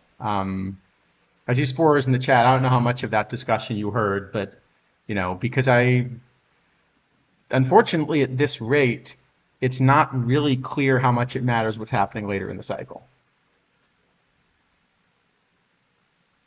I think there are issues that need to be fixed kind of now. Well, yeah. I mean, also, whether I make the end of the cycle, I think is up in the air at this point. So. Me too. Yeah. We'll see. Anyway. But that's a discussion. Let's look at A-Rod. That's a discussion. I'll just sort of repeat what we said earlier, which is there are significant game design issues. I think we've said plenty of things about them on stream. There are some possible solutions that we're happy to discuss off stream when people are ready to have a serious conversation about it. Yeah, and and everybody involved, I think, knows how to reach us if they want to reach us. Yeah, and it's certainly the case as Paul's saying, like no single person is in charge of this, and I think, you know, like the content has been, you know, somewhat up and down because, you know, new engine, and so there's still things getting worked out, and I'm sure it will get better as the cycle improves because the same thing happened in 24, which is totally reasonable. But I don't think that's where our main concern is. I don't think the problems can be solved with changing content. No, I agree. So we can talk about the content. We can talk about what we might have done the same or differently. We can talk about what we like or dislike, but I don't think there's a way to fix the issues with the game simply by changing the content. I agree. So, having said that, we'll go through the cards and we'll sort of see which ones we would be most interested in playing at this point and which ones we wouldn't. These are all packables, so these are all, sorry, I guess there are some PTCS rewards in here. And all the non-PTCS rewards in here are packable and therefore combinator eligible. Well, there's Lou Gehrig. Do we have to talk about Lou Gehrig? Okay, so I saw what you posted, by the way. I actually think the card is good, just it's not combinator, but I like the base version of it. All right, we can do that when we get to it. Should we? But also, given the fact that I like Camille over Choi, it makes sense that I would like the card more than you. So, all right, let's. Well, this A-Rod is tremendous combinator food. I mean, he's just really great at combinator food. He is tremendous combinator food. Playing less so good. The bat's awful. I don't think the gap power helps. The 87 range is the most interesting thing for the card, because if you're looking for kind of a really heavy defensive, I guess shortstop only though really kills that, right? Because no, I mean you're just like you're going to play Hunts or Jose Valentin or whatever, and it's going to be right. And if you play Valentin, so if you play Valentin, then although it says just shortstop, you're actually getting 3 positions. He is only 74 range, but the bat's much better. Yeah, and you get the position, which is really the thing you care about the most. And Hunt's has just been one of the best low irons in the game the whole cycle, and still kind of is killing this card. He does cost you 1 point. Yeah. But I guess Valentin just kills it as a 40, right? Yeah, I think so. All right, so this one's probably just unplayable. Yep. The next one we actually are going to have an interesting discussion on. Yeah, Albert Pujols. So when I saw this card, I wasn't sure, and the more I look at my model, the more I think it just doesn't do anything useful.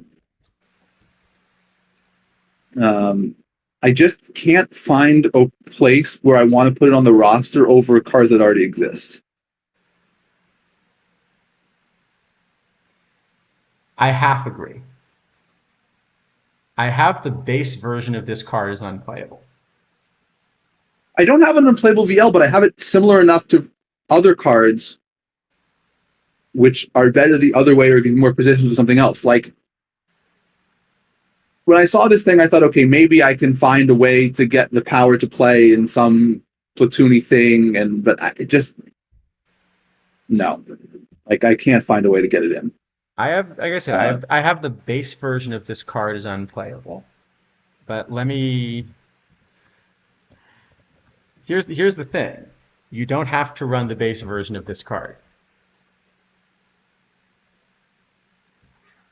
So if we look at what this card would look like as a high-level combinator, that bat versus lefties starts to get pretty interesting. Well, but the thing is that I'm still not sure that it actually gets good enough to risk this horrible other side. If I knew that I could play this card only against lefties, I think I want to run it in silver. Well, so it's a weird card. The card that I was finding was killing the base version all the time was this Jimmy Bloodworth, which is probably not a card that you've ever looked at. But it's just like slightly better, at least everything I was finding, and it has second base instead of third base.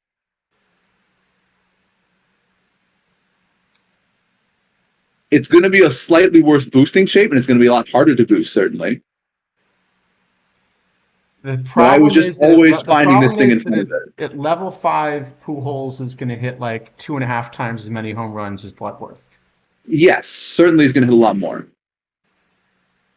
But the fact that it's like 2.5 is what makes this Pujols interesting. I don't know. I still feel like I don't think I'm finding a spot. Because all I mean, how much you like? How realistic is it to boost the pools? If we're saying you have to have the L5 pools to make him play, Well, no, like I'm saying what at is level the 5, I think I might play this in open silver. what does the boost look like? Like who you're using? Because that's very relevant if we're going to say we have to do this. I have no way of showing this without having a combinator version of it, do I? Let's see. Okay, give me a I moment guess and I'll pull out a teammate list instead. you probably want like mid 2000s Cardinals, right? That's probably going to be the best. Or maybe played with enough Angels. There's a Yachty Okay, Molina, but it's there's a expensive. cheap Isringhausen silver.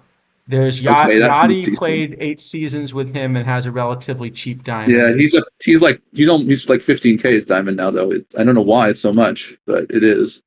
That may be because I've been buying a bunch of Yachties to boost something else. Okay, fair enough. I assumed it was someone boosting something. 7 seasons with Skip Schumacher, so that I guess that's an iron, but that'll help the first couple levels. Mission Edgar Renteria. That's a decent, but he's a low diamond though. That's a lot worse. You're still getting something though, yeah. Still Bunch of something though, seasons yeah. with Wainwright, a bunch of seasons. Okay, so there's enough stuff probably. That's what we're saying. Roland should have some options eventually. There's an Ankiel in the game as well. I think a bronze. So we're saying he should have enough stuff that it's not super difficult. I think you're going to be able to boost him, yeah. But the problem is with that power, who else are you playing in silver VL? And I really do mean silver. Jimmy Fox, maybe?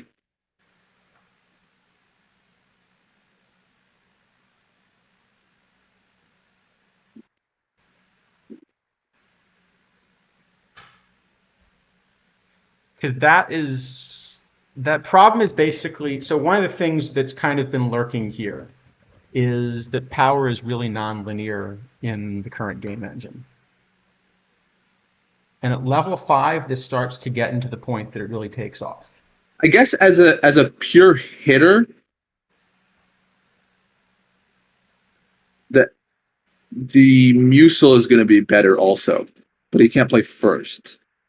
And also probably Rob Deere, but again, can't play first.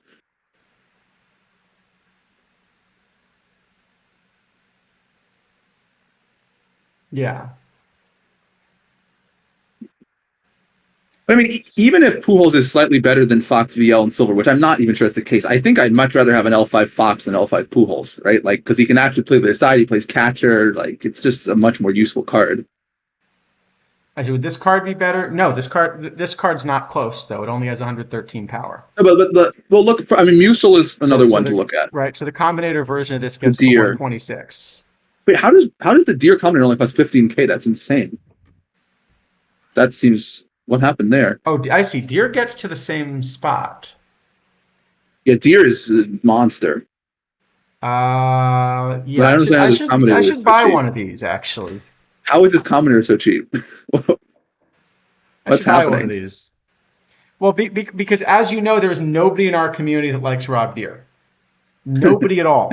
I mean, okay, you could play Frank Howard at first. He's a terrible defender, but you could do it if you really wanted to.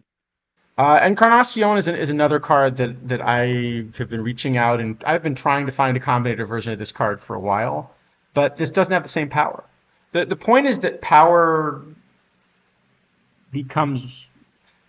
you should really look at what happens to power at higher levels, because this is actually an important thing to look at before you start releasing cards that power creep that way.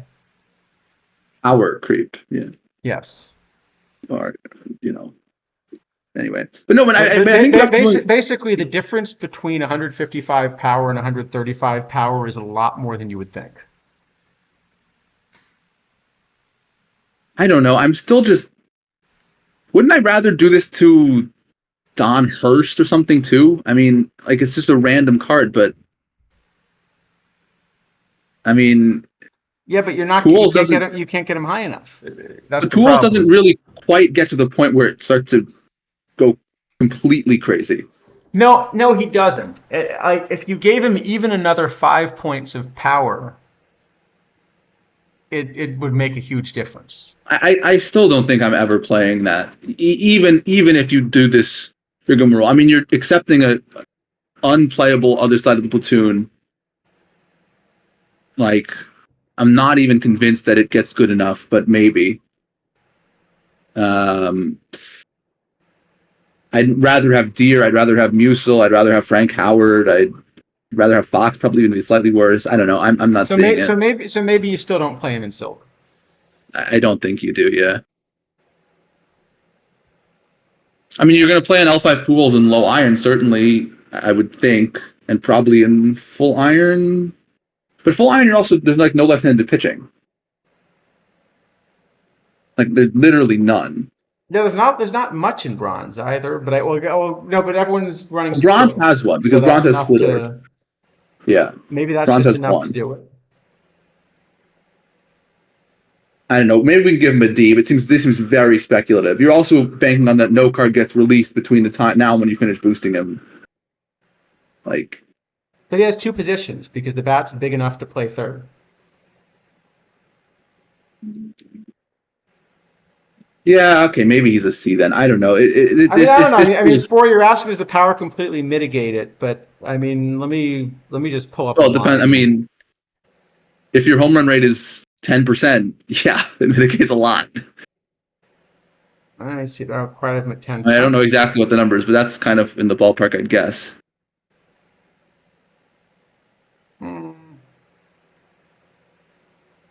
7 or 8%. Sure. Yeah, it's still. I mean, it's But yeah, if you hit a homer every, it's a lot of homers. Every 12 plate appearances, it's a lot.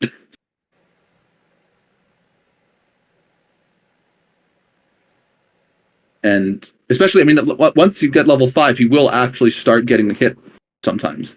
Like, not often, but occasionally. The thing is that, like, because of the way the boosts work, it flattens the profile. Yeah, it flattens the profile out a lot. Like, not as much as I would have thought, actually. But the funny thing is, I don't know if I want to hold on. No. Wait. No. There's something I didn't realize until just now. Yeah. You know how the P-Rabbit boosts are weird? Yeah. I think the BABIP and Avoid K boosts are weird for the same reason. Oh, I see. That's not what I expected the shape to do here. But that's a real problem, isn't it? Yeah, because you're boosting contact by boosting Avoid Ks instead of by boosting BABIP. Yes. Huh. The other weird thing about this card is it can actually steal bases if you ever convince him to. The thing is, this is such a bizarre way to implement it because this is now contrary to how the editor functions. The other one, at least, it makes sense how the editors function. This one makes no sense at all. This is just craziness. Yeah. Like, why would you? Speaking of Mount Waldron, that's the other one that we should do. Is we should do the picture, the players with multiple names, or multiple players with the same name thing. Sometime. There are a few of these. Anyway, I'll come back to it. But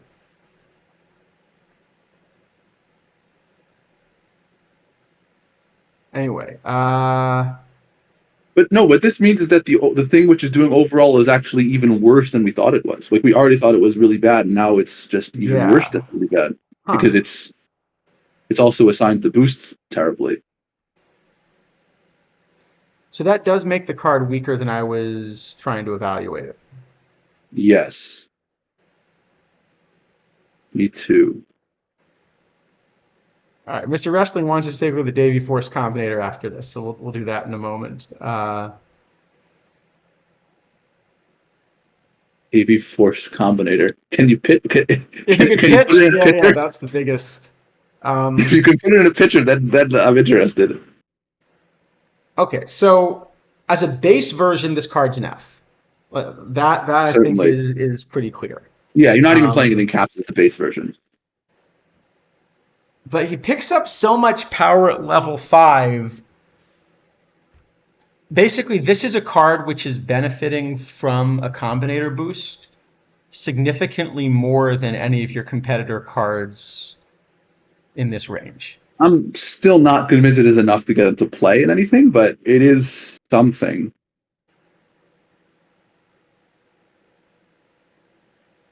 Do you think it's still an F? I think it's still an F. Maybe it's a D, but I would lean towards F. I think if I manage to find a Combinator version of this card at a point that I'm still playing Perfect Team, I'm running him at least in bronze. I don't know if that's ever actually going to happen. I mean, if you're saying you're running him in bronze, what it means is that you want him against the teams which are running Splitdorf, which are the teams which don't have Combinators. Yeah. So I don't know that we care that. Yeah. Okay, to be fair, we didn't say Mauer was the only card we're discussing. We said it was the most interesting card, but I didn't think about this idea with Pujols, so... Yeah, because again, you look at the base version of the card, it's just nowhere close. There's just not enough on the card. Saying 999 silver cap. Can I still... I mean, if you're not boosting him, I'm still going to play Jimmy Bloodworth. Well, that's true. So against Tactile Nex's silver cap team, which just runs 5 lefties, I definitely want to run this card. No, I'm still going to play Jimmy Bloodworth. Give me Jimmy Bloodworth instead. Play both. At the base. No, I can't play both. I have no space in the roster for that. I need to have Hunt and Maxwell. And like at the base, I do not see a single version of any format where you can play the base version of this thing. No, I don't think you can play the base version of this card in any format. But remember, combinators are a thing. So just as there are cards that were sort of down rating because they can't beat the Combinator version, there are also cards where the base version isn't going to work, but the Combinator version is interesting. Right? Yeah. No, I mean, I think the problem for this is even if you give it this giant Combinator boost, which it is probably getting, Iron has no left-handed starting pitchers. Like, there's a 0. The only one in bronze is Splitdorf. But yeah, maybe you still see a few Brett Andersons, but that's probably a mistake because he's not a full starter. There's also, yeah. Maybe, I mean, Splitdorf, but the only time you see Splitdorf is against the teams that you don't really care about beating them anyway because they're not the good teams. Maybe an L5 Kershaw is enough to play. I mean, the base version doesn't. Maybe an L5 plays.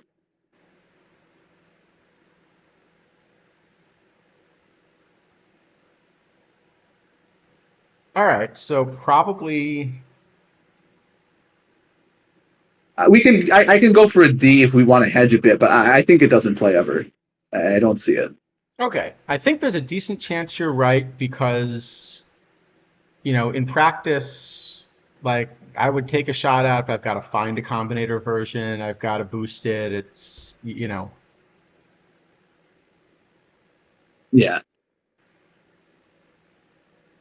So, hold on. Did we forget to draft? Let me just make sure I didn't. Oh, all right. Oh, I've got to do 2 drafts in the next 20 minutes. Oh boy. All right. Let's speed draft this. Rocking chair. Just pick cards at random. Doesn't matter. It's all the same. All right. Rocking chair. We are putting. Let's just see how bad the lag is before I. Just pick the cards. I'm not gonna. If you go quickly, I'm gonna have too much. No, I was gonna say. Let's put 3 minutes on the clock. I think we can do it in 3 minutes, or is the lag too much? If you just do it yourself, definitely. If you want me to, just do it yourself. It'd be easier. All right. fine. I'll just click through. I actually have a real decision here. All right. Well, in that case, maybe you should tell them something else while I'm clicking through, or. I think we covered all the kind of news stuff. Was there anything that we missed with regards to that? Did anyone have any news things which we did not discuss that we may have missed? I guess I can run down it, right? Why not? Yeah, the other draft we'll do more seriously, but the other draft. This one I'll just click through because I shouldn't have signed up for Rocking Chair. Oh yes, there was a new LE card today. Oh. I guess we'll talk about that guy when we get to him. Did I must have missed that. No, he's on the list. Oh, he is, okay. Well, that makes sense because so far, basically, as soon as one LE25s run out, there's just been a next one in the queue. Yes, it does give us confirmation that Kimbrel is gone, apparently. I think we were told Kimbrel was gone on stream, if I remember correctly. Okay, I missed that then. I think someone asked, and we were told that they had just. Will TV cards be combo eligible? As far as I understand it, no. Maybe that's changed. I think that's going to make it. We sort of talked about this a bit before. I think it's going to make it tough for them to get much play, but yeah, I don't know when they're coming, so we'll see, I suppose. Sometimes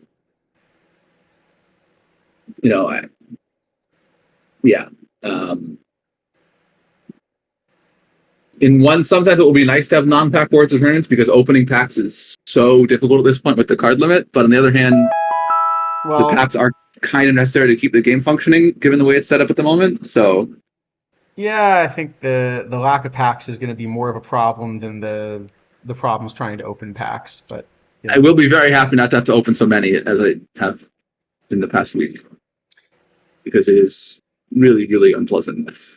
I'd be fine opening packs if not for the 10K limit.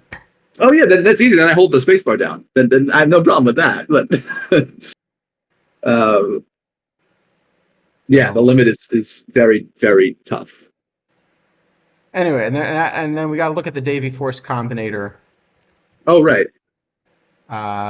Okay, should we do this draft then, or do you want to look at Force first? All right, we'll do the draft, and then we're talking Davy Force, who's a really interesting card to begin with. So. Oh, that's true. We didn't mention that. They did add live quicks. They're terribly inefficient, but they do exist now. If you want to avoid the combinators and not have to queue so much. I mean, they're like a third of the efficiency of golds, but okay, they exist. We had live spotlight packs too. Oh yeah, I didn't even bother calculating the EV of those things because I assumed it was going to be terrible, but I guess I probably should have. But you got a guaranteed silver. Hooray, I got 100 points for 1,500 points. No, you also no, I mean, you're getting at least 25 points for the irons. All right. But yeah, I mean, here we go. 1919. But no, I mean, given that a silver pack was sort of bad value at 2,000, and we're losing all of the good historical cards that are worth a lot, it's very hard to imagine that you get 1,500 points back from that. But yeah, makes sense. Anyway, Mark, about the tournament cards, we don't know the answer, but I saw Spore was in chat, so if he's still around, he might have an answer for whether tournament cards will be combo eligible. As far as I understand it, the initial claim was that they would not be. Whether that has changed or not, I don't know. I think it would probably be a mistake to make them combinator eligible, but it would also be a mistake to not make them combinator eligible. So. Yeah, I mean, maybe the best way out at this point is instead of replacing the rewards with the tournament batch cards, you add them if you want to have tournament cards so that you at least keep the packs flowing in the game. You could do that. Well, the problem if you make them Combinator eligible is that, let's say there's like 10 silvers, right? And one of them, one of them is really great and two of them are good and the rest aren't going to play, which is kind of what we usually get, something like that. Okay, I'm just going to repeatedly take only the really good one all the time until I get the combinator version of it. And so the other ones just do not exist. No one will ever take them. Except that I guess if the combinator is one of the things you can select, if you ever get a combinator, you select the combinator. No. Oh, I assumed it would be that you you select and then you find out if it's you a select and then you find out. Yeah. Because I mean that's the way those initial anniversary ones worked. I have to say one way you could solve something like this is a tournament shop. Yep. That would actually solve a lot of problems. Because you could do something like, for example, actually this would work, right? Let's say, I mean, this is an idea. What if you took combinators away from being packables?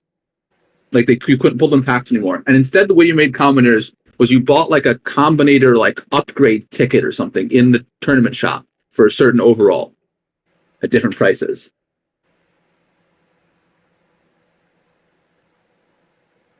I mean, at that point, you might as well just say you have X number of points to boost something. Sure, but I mean, okay, at least if you want to play, whatever card, you can do it. Like if you're a theme team, you can do it on some useless card. Well, good tourney players always get the best tourney cards. That's how it's always worked. I mean, not that's anymore. Not new. Okay, fair. Now everyone gets the same useless ones.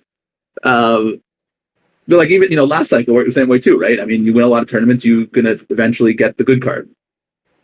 Right. Always how it works. Okay. Anyway, all right. We should draft this. All right. Then we'll draft this. Let's look at Davy Force, and then we'll go on and do some cards. So what is this? 1919, and actually very right-handed. I think this must be a new park for this tournament. Yes, this one rotates, I'm pretty sure. So very right-handed, but Langford is losing all that power. Langford, I guess it's probably Deacon White then, yeah. It's Or could look at Larkin or White. Yeah, it's probably just White then. Yeah, because White can even be run at catcher potentially. Yeah. No, I think the food issue, Rojo, is a independent issue, which to me that's actually the bigger one at this point, because that is the thing that for me is making the game kind of not fun to play. Like the hunting for food is awful, and I think it's independent of the balance problems, but it is awful. Anyway, okay, so this is just Jackson Merrill by default. Oh, sorry, yeah. The cards are awful. I mean, yeah, Merrill has a little bit of BABIP. And, well, the other cards are just unplayable, and Merrill at least is not completely useless. Well, Bregman's good. Carl Taylor's also got a really good profile for this era, though. Yes, he does. I think it's Carl Taylor. I kind of like Taylor. I mean, you're getting 140 BABIP on both sides. As much as I like all the eye with Bregman, I think it's Taylor, right? And I mean, having to play him at short is a real problem in this era. Yeah, all right. I don't want to do that if we can avoid it. So Klein's is also just a BABIP monster. Yep.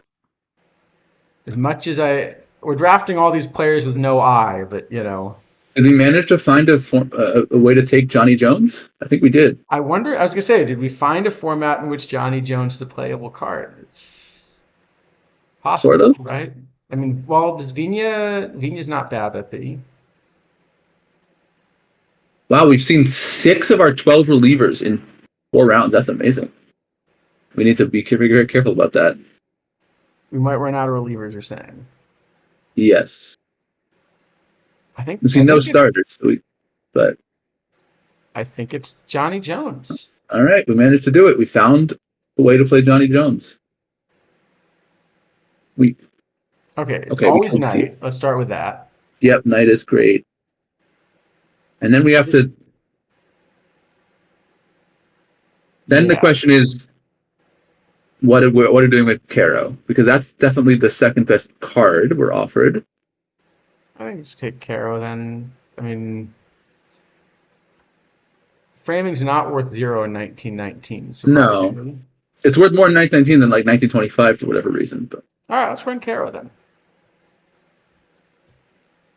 no, we can't take Okay, that. so Horland is not as good modern, but this is actually a pretty good. No, Horland's great 1919 for dead profile. ball. And okay, well, you know how much I like Pinch Thomas, but actually, in an early era, all that framing isn't quite as good as I wish.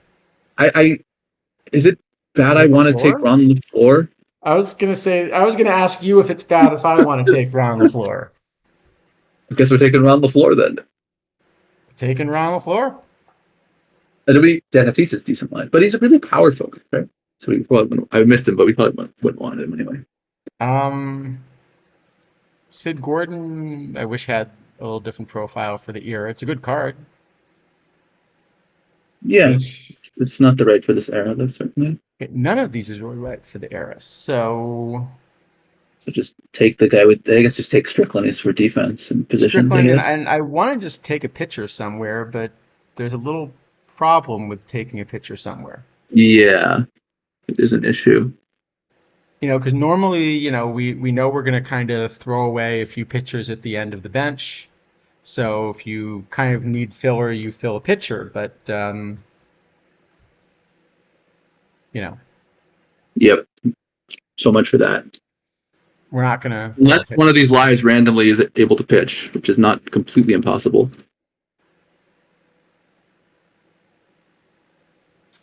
Right.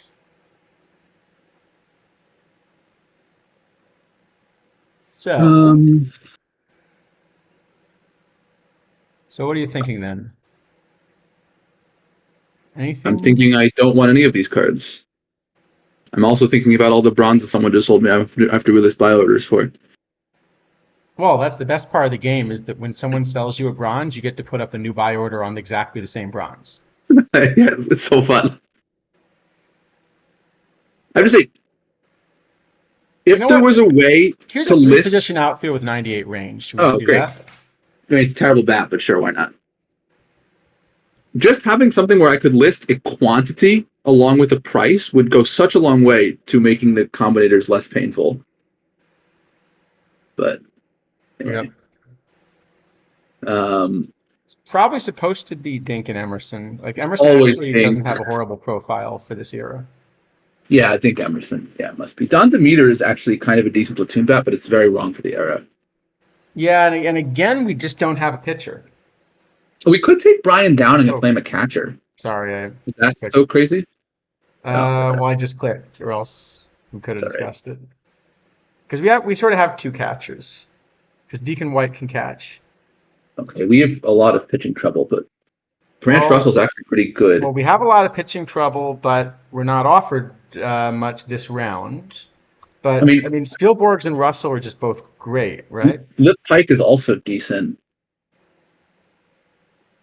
But we have a DH? Yeah, probably Spielborgs and Russell. We have a DH even, so I think it's just Spielborgs and Russell. And yeah, probably. Like at some point, I swear we're going to draft a pitcher. Come on. Max Manning. Well, okay, on this stream, when you get a chance to draft Tony S., darn it, you draft Tony S. Yeah. I mean, very, very, very wrong profile for 1919, but... yeah. Well, actually, not quite as wrong. Not as wrong as it could be. He actually has BABIP and I. He just also has this power that's getting thrown away. Yeah. We may be desperate enough that we're just taking a picture. What do you think? We have to take a picture. Well, that guy actually looks not terrible. I bought like 25 of him over the last week and haven't looked at the card once. Yeah, I've been buying a lot of Lou Fords for some reason. Okay, we only have 4 pitchers. Oh, Horace Clark, I bought him too. That's fun. I don't know what the card looks like though. Here you go. Now you've seen it. He's a switch hitter. Oh, look at that. I had no idea.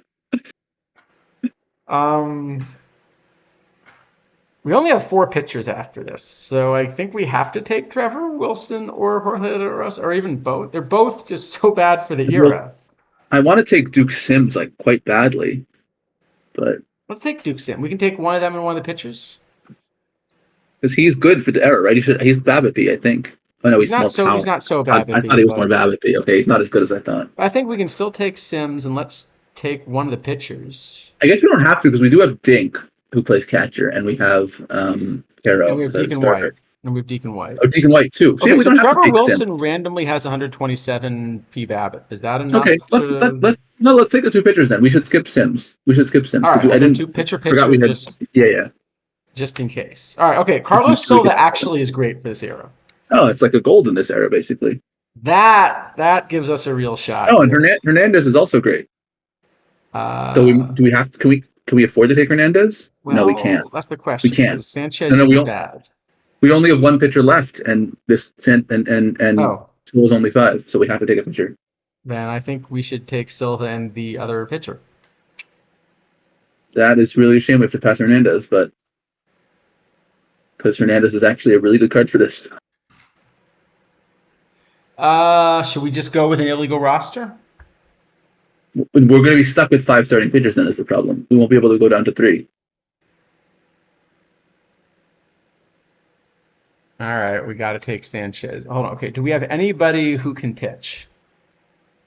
I guess Remsen is our best chance. We could also gamble in the last round if we get a two-way player. We have nobody who has any pitch rating whatsoever.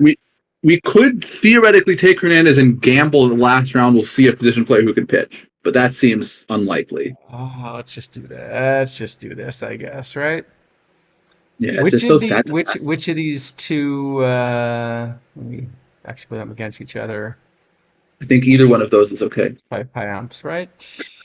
Yeah, 5 amps.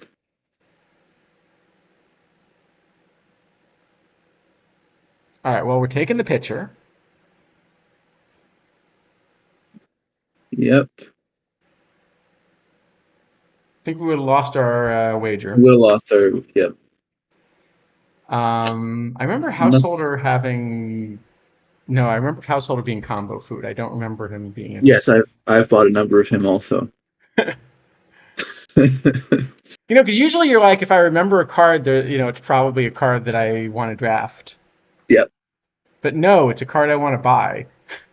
See, it helps a little bit because the way I remember most of these cards is by like the overall and the image, and not the name as much. And you've never seen the image for these. I never see the image with a combo food, so it's easy to set. All right. Greg Zahn has I. Okay, great. Let's take him. Take the live who plays a bunch of positions, and I don't know. You like any of these? No, I don't know any of these cards. Hey, 95 Babbitt. Great. And his name is Hackman. I mean, how can you not, get excited about that? Who doesn't like Hackman? I'm probably an infielder.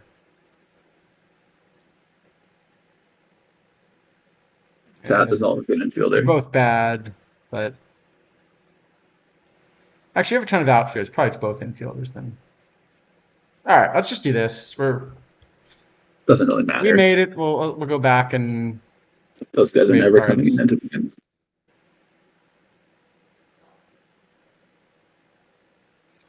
So it's probably Horland, Silva, and probably Eduardo Rodriguez. Yeah, I think so.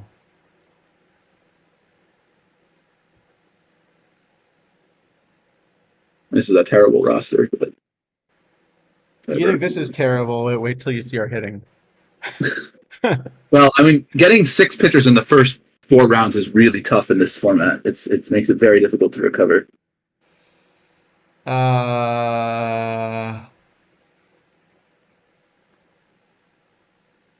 We have some good Babbitt, actually.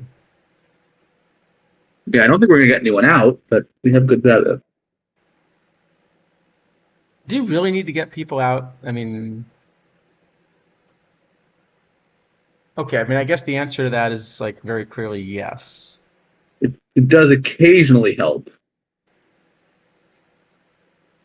but No, we didn't even find a way to get Johnny Jones in both ways. We only found a way to make Johnny Jones a platoon. Yep.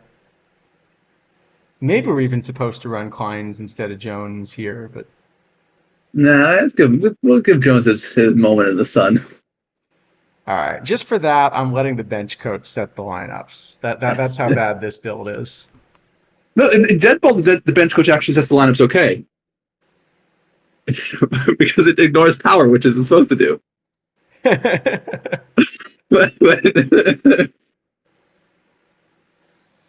It's fair. All right, should we look at Davy Force, actually?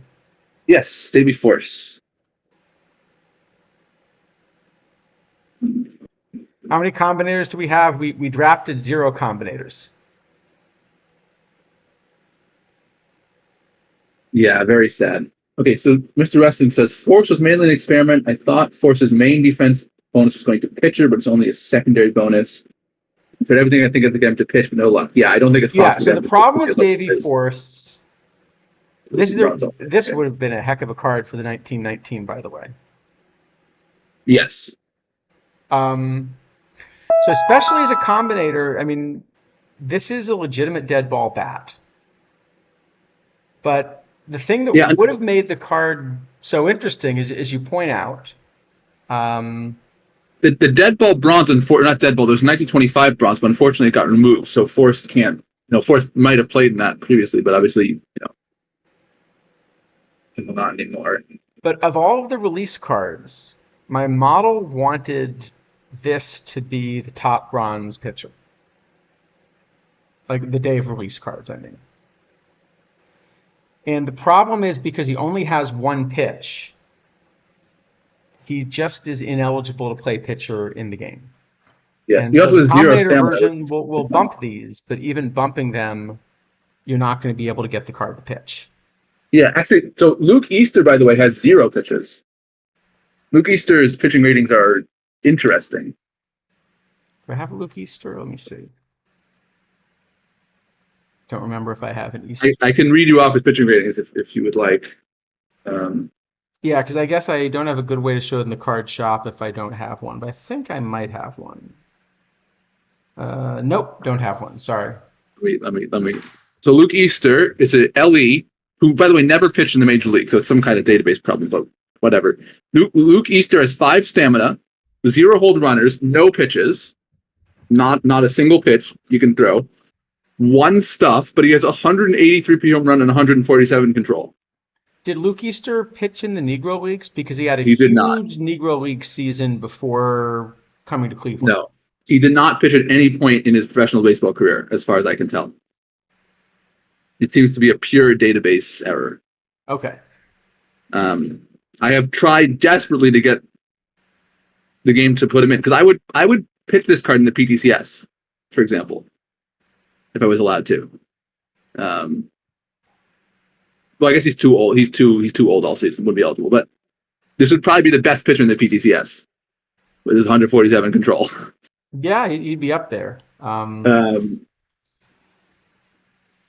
But unfortunately, the game will not let him come in. No, we learned this last year with Rivera. I think the theory is that it's some kind of anti-tanking thing. That it doesn't want you to let you tank by putting in a non-pitcher at pitcher, and it assumes anyone with less than 2 pitches is not a pitcher. Right. So you can try anything you want. If you can somehow get the game to put Force in, please let us know. But I would be very surprised. Yeah, we definitely tried that experiment a few times and couldn't manage to make it work. Yeah. Now, having said that, at level 5, you are getting a much better dead ball bat as well. So I think this is a card where, as a high-level combinator, I'm interested in an early era, just with how much BABIP I'm getting. If you take a card like this, but go to era where the Avoid K doesn't hurt him at all, this is an incredible card. Sure. I mean, Connie Day is obviously a lot better, but he's also costs probably 250 or 300,000 for the card. So, well, you are going to have a big problem trying to boost him because it's an 1873 Baltimore Canaries card. Yeah, I can look and see what the teammates he had. If any of them are in the game. Davy Force. Well, he played for 15 seasons, so there is some potential. He played for a while, but Let's see. even having played for a Okay, while, there aren't that many he, cards from that era. he But played you, but seven. but you know who he did play with? He was on the 1881 Buffalo Bisons. Look, there actually is a chance at some point this guy that you could get cards from. There's a Pud Galvin he played with for 7 seasons. There's a 93 Hardy Richardson that he played with for a while, who actually is in the game and you could boost him with. Curry Foley, Jim O'Rourke, Was only 3 seasons. Brothers. Yeah, as dead ball cards go, this is a pretty boostable dead ball card. Well, I told you because he was on this legendary Buffalo Bisons team, which included, you know. Yeah. Yeah. Yeah. Like, if I ever get to make my 1883 Buffalo Bisons theme team, I mean, you've got like 5 Hall of Famers on that team. Yeah. Plus Tony Suck. Absolutely.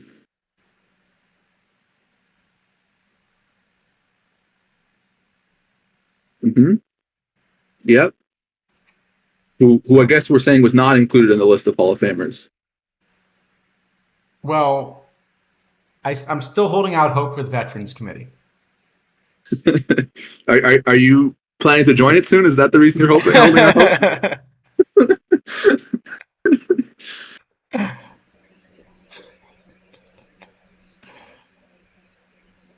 Hey, between them, Tony Suck and Pud Galvin had about 10 WAR in 1883. There you go. There you go. Pud Galvin had, a little over 10. Good season for Pud. Oh no, we knew it was Pood, right? That was. That's right. It was Pood. Yes. Yeah. You're right. I had forgotten that. Pood Galvin. Pood Galvin. Who? Yeah, he got the one good card in, was it 23, and he's never really had a good one besides that, which is sort of surprising. Wasn't there a really early PTCS reward? Yes, there was, but it was like the PTMS that was like right at the end of the game, like a week before the cycle ended. So the card barely got play. It was a pretty good card, though. It was a good card, though. Yeah, you're right.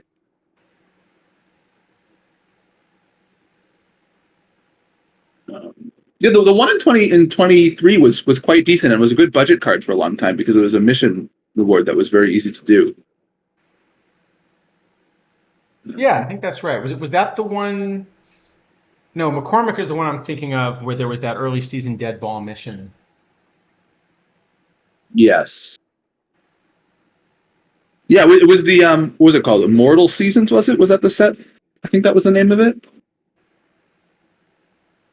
It was like the very end of 23. Oh, not Immortal Seasons. You're right. It was last year. It was Milestones. That was it. Yes. That's right. Milestones. Yeah, it was like right at the end of 23.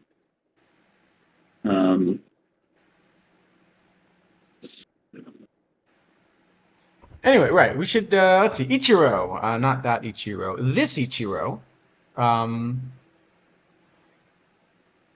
So as a hitter, I don't have any interest.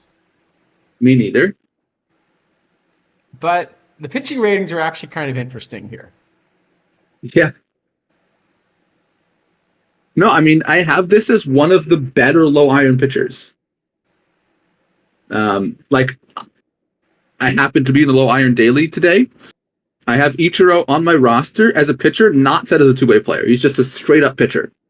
Kind of like how I was using Rizzo. Yeah. Yeah, I think it's actually quite a good card. I don't know why the art says 44 when he's a 46. That's a little confusing. But yeah, the art probably should be updated. Other than that, yeah, it's a nice pitcher. I mean, I don't think you ever want to have this play in the field. The bat, well, we can have it play in the field. It's a fine defender. The bat is horrible. The bat's fine for a pitcher in no DH format, except you can't start him anyway. Yeah, but he's a nice low iron reliever. I mean, like, this will actually get play in low iron. I think so. Full iron, too much at that point, I think, but yeah, so it's probably not like needed, but it's maybe a C or D then. Yeah, I think something like that. If he was a 44, he'd be much more interesting as a cap card than as a 46. As a 46, it's probably Well, because gonna of be 44, he's cheaper than Constantin Porcello, and as a 46, he isn't. I think he's better than Constantin and Porcello in a lot of caps, but I think only in low caps. I think in high caps, he's not quite as good. yeah, that could possibly, yeah, I could see that. Because basically, where he's better is that he's also getting this little bit of stuff where he's going to strike out some iron hitters, but in an open cap, that's not enough stuff to really have much of an impact for the better hitters, and so you'd rather at least just walk fewer of them. Yeah, that makes sense. Yep, I can get behind So it's a that. low cap card, but Yeah, so it's like a C, I guess, or a D. yeah, Something C like that. sounds reasonable. All right. Moustakis.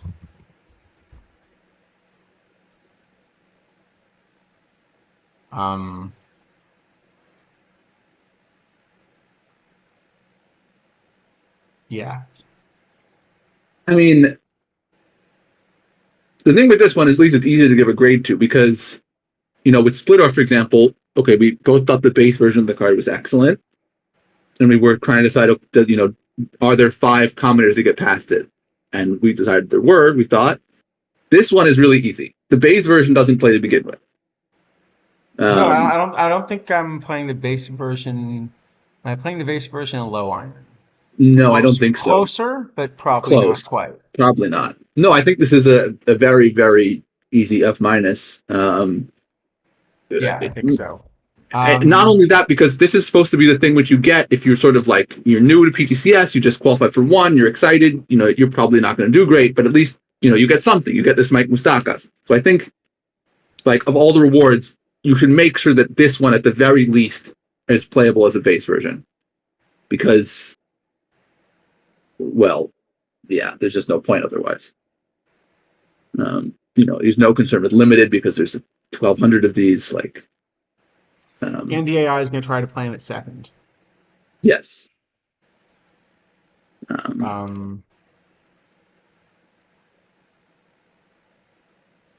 Yeah. Okay. Yeah, I think that's. Yeah, I don't know what else to say about this one. This one is just. No, it's not really an interesting. But No. We'll add one to the count. All right. Yeah. We're up to bronze. We're motoring along here, especially considering we thought we were going to try to be quicker today. I think we are being quicker today. It's just we always say that, and we never do it. Every time it's this, then doesn't happen. Oh, this is why it doesn't happen. Yeah. So, we should really learn at this point. You would think we'd learn.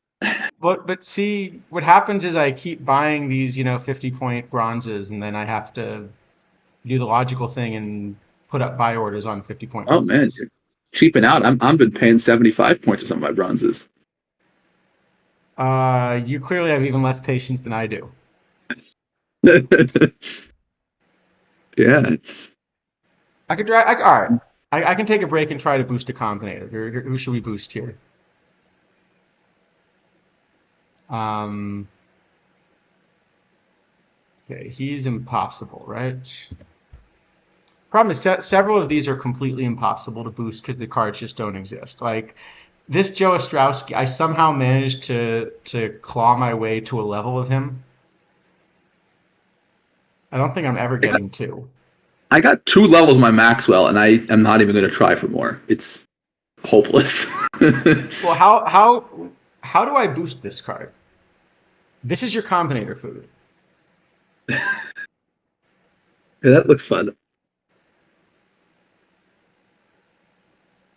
So I'm really not sure how I boost him.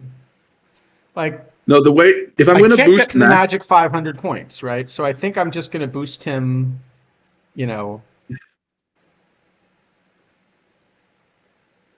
I think I'm going to boost him short of 500.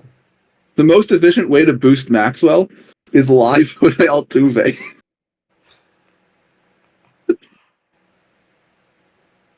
That can't be right. No, it is. It's actually right. Live Pros L2 is 225 points at Quick Sell, and the best gold is 150. He's an mission. All right. Let's try to boost Mr. Ostrovsky. Let's see how we can do here.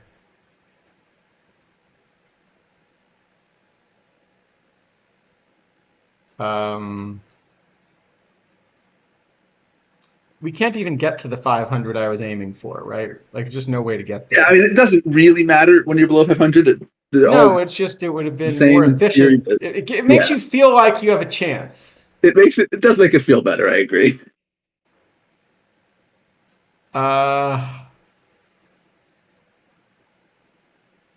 Dixie Walker is actually a useful food. This is what everyone comes to the stream for, right? Is to watch us scroll through a giant list of cards and click the buttons next to them. All right, here we go. 13%. Let's see if we got some streamer luck. Here we go. No. Oh, well. We tried. But it's spun so nicely. We tried. Is there anyone else we can take a shot at? Yeah, Walkenfuss. Okay, Walkenfuss we actually should be able to boost. This card actually should be able to boost. So we can show a boost on screen. Mission Jim Morris is probably really good, right? Or Jack Morris. I don't know if it's Jim Morris. Jack Morris. So the problem is that no one's kind of doing the mission now. So the cards... Oh. So if you're actually just looking to buy one, they've gotten more expensive.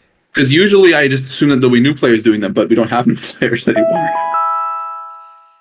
Does make it harder. All right. We're going to successfully boost a card on stream tonight, definitely. It's less entertaining than the pack opening we were doing. Well, see, the problem is we can no longer open packs because I don't think I have room for 126 cards. Yeah, you're lucky. You only have 20 packs. I got 40 to open. I don't know how I'm going to do it. I think I have to make room by trying to boost these cards is the answer. Oh, hold on. This is 84 points for 122. Clearly that's better. All right. We are going to successfully boost a card on stream, darn it. You got Walkenfuss to level 5. So actually, I think he has some high-end options as well. Probably like the gold Chet Lemon is probably pretty good. Hold on, let me take unquick duplicates. Okay, Corcoran, LaFleur. I don't know the other things too. Lemon's only 255. And the Jack Morris is 210, but it's hard to find the mission cards. But the point is, we're getting a successful boost on stream.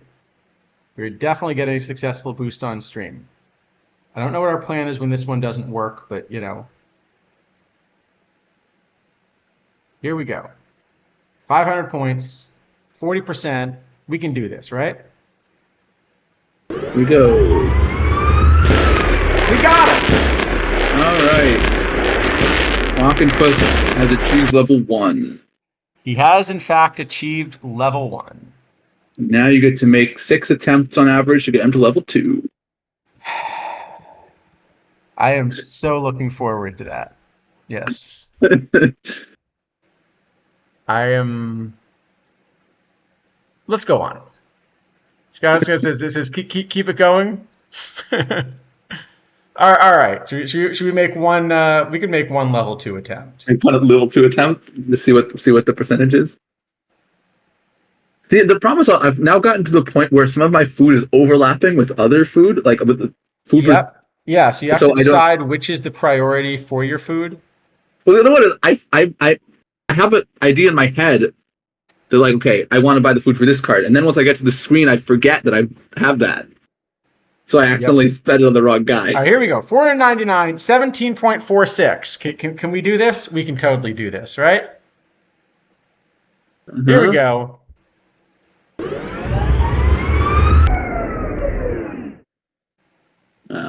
All right. That's fine. It's a Tigers card, so having like the orange background, like the blue front, it kind of looks better. Yeah. Oh, of course. Well, like this is everyone's favorite part of the game is doing this. This is when everyone wants to play games, involving baseballs. This is what they want to do. I mean, this is it right here. Peak gameplay. Yeah. I mean, Charles posted this screenshot the other day of Oh yeah, the boosted on his you're welcome to Bautista. you're welcome to put that somewhere. That was I've just never seen such an exciting thing. I mean, it was great. He had this giant list of cards that took up like a large portion of the screen with random names. It was very exciting.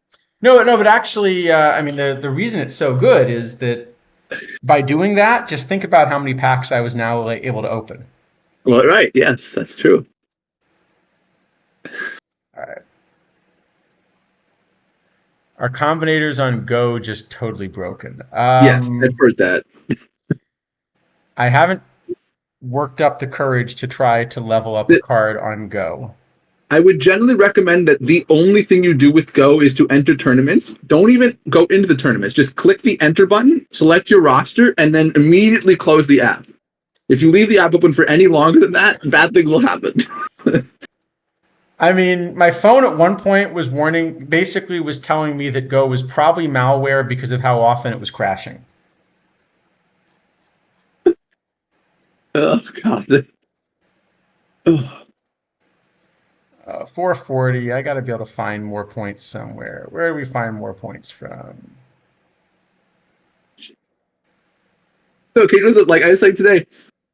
I won a tournament for 30 packs, and I was disappointed that I had to open them all. Like, I would rather just have them give me. I'd rather have them give me, even below the EV.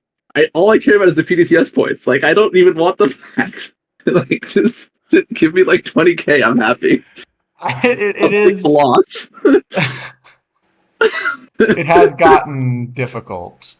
It literally took me 5 hours yesterday to open 300 packs. 5 hours. I wasn't spending any time. Every time I opened the packs, I was holding the spacebar down. But doing this, oh God. It's so ridiculous that this is the point we've gotten to. One more try. Here we go. 18%. One of these times it's going to work. Wow, it actually got the work. Oh, it actually worked. I mean, you'll never get quite higher than that Now because that is some streamer luck right there. That is also, I think, the highest that particular card is going to get until a new thing gets released in the game. Yeah. Because Choi just doesn't have enough. Completely impossible card. I don't think Choi has anything in the way of teammates, right? No. He was a famously, G-Man Choi just refused to play with any teammates. He took the field by himself.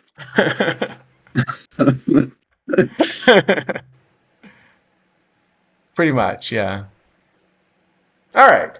Well, that was fun. Should we look at some bronzes? I'd rather do that than any more Combinator boosting. All right, we're gonna stop and say it's Hamill's time. Yep, exactly. Okay, that was bad even for me. and my standards are really low. But not low enough to want to play this as a starter. No, this card looks horrible. I don't understand why this. It's flat, but it's sort of missing exists. points. I mean, actually, to give you an idea of one that we can compare it with, like here's just a card with a bunch more points. Much better. Well, there's even better lives than that. I mean, like the one that we, the Christopher Sanchez that we just passed on the deadball. Oh yeah, I'd run that Sanchez over it. Sure. Live Alex Wood and Brian Bayo I have as like pretty playable pitchers in bronze at the moment. Let's not pull up on the card shop.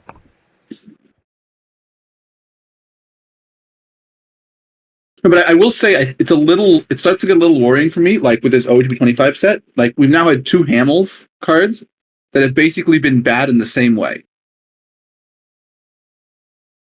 Right? And that seems like that the alarm bell should be going off at some point when you start, Hamels pitch the same way his whole career. So he's going to look the same all the time. If the card isn't working, it's never going to work.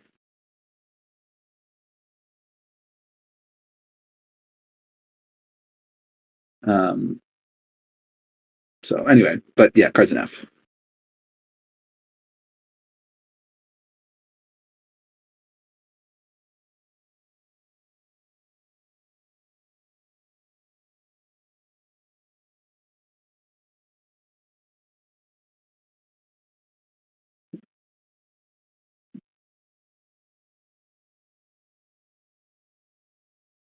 Did we? Can anyone else hear Charles? Aha! Apparently I hit a wrong button. Let's try that again. All right. Okay. Where did I get cut off? I don't know. Okay.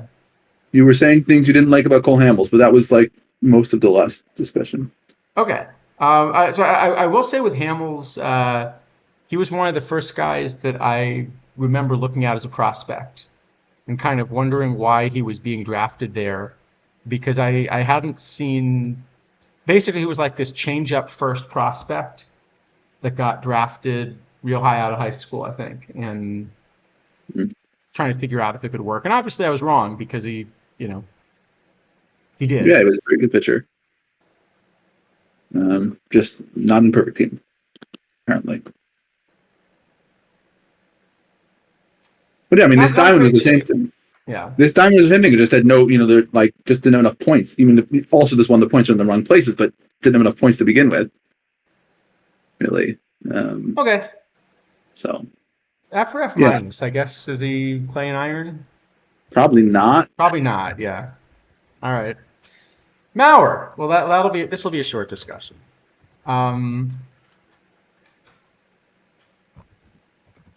Okay, so actually comparing these two is kind of interesting. The bat versus right on the gold is pretty similar to the bat versus right on the bronze. I guess we'll get the easy thing out of the way first. This is by far the best bronze catcher VR. With an asterisk, which is what the discussion is going to be. But yes. By VR, I mean if you get nothing but righties and you are sure you'll get nothing but righties ever. Then he's not only the best bronze catcher, but he's playing up at least one level and possibly two. Is he better than Duncan VR? It's probably. I think so. Yeah. Maybe. Yeah. Maybe. Yeah. I mean, basically, looks like a lot of people are running the gold Mauer. I'm not because of the framing, but the people that are sort of more into the offense and the framing are just running the gold Mauer VR in gold, and this is almost an identical bat. Yeah, I have. By the way, I have with more framing though. You're getting 18 more points of framing. I have bronze Mauer like about a half a win better than Duncan VR only, but obviously. Yeah, and I have bronze Mauer better than gold Mauer because of the framing. VR. I suspect I will not have that, but I can. No, because the bat's almost identical, right? Oh, you mean just? Hold on. Just VR. Yeah, look at the two bats. Actually, hold on. I think I since I have both cards, I can actually just show the comparison.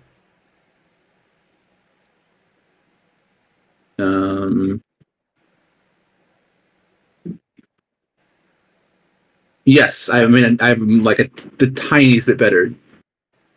The bronze and the gold VR only. Yeah, me too. I mean, really, so VR really a marginal amount. Yeah, so here are the bats, and you see the bats are really almost identical. And then the bronze Mauer has a little bit better glove. The difference is that the gold Mauer is survivable versus lefties, and the bronze Mauer just really isn't. No, it's horrendous. Which brings us to the key question. Can you run a catcher that's that splitty?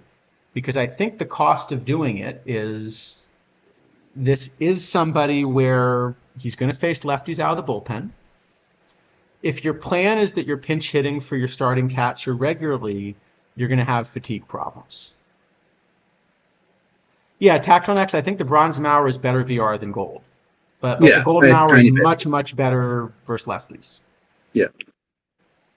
Yeah, so I guess really the first question is, what does pitching look like in bronze, right? That's kind of the first thing we pretty right-handed. You'll see split orth, but it's fairly right-handed. Yeah, so I was thinking about Connie Day T-Chuck. I think we'll talk. I want to talk about him in a second because that's Connie Day is a relevant card for this Mauer, certainly. But I think the first thing to figure out is like which pitching is he seeing? Okay, I think if you're facing a full combinator team, like an optimal full combinator team, that team will have no lefties on it.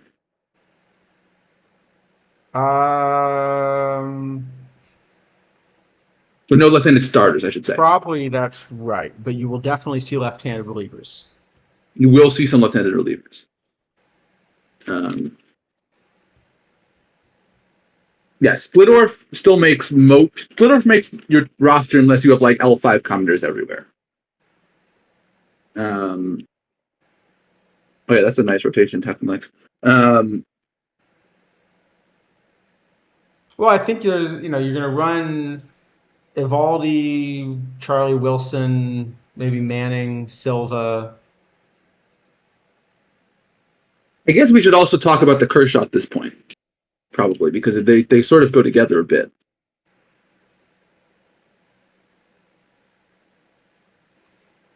Yeah, maybe. I don't have the base Kershaw playing, but that's a card that should get a that's big another card that the boost. combinator helps with. I agree. Yeah. Like I have the base Kershaw like 5th to 10th starting pitchers. So he's not quite playing, but not terrible. But he should get a very big combinator. Yeah, I also don't want to touch the base version of this card, but have the level 5 version as a top 5 option. Yeah, and he also should be very easy to boost, I would think. I mean, he played for a long time with the same team. You need like one or two. Yeah, I think he has a 90 Kenley Jansen, options, for example. That should make it very easy.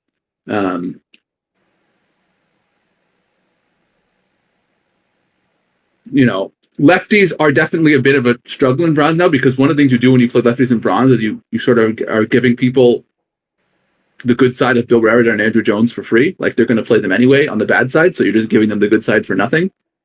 Right. Yeah. So but I have Kershaw as kind of just barely in there, so I don't think it's one I'd invest in, but.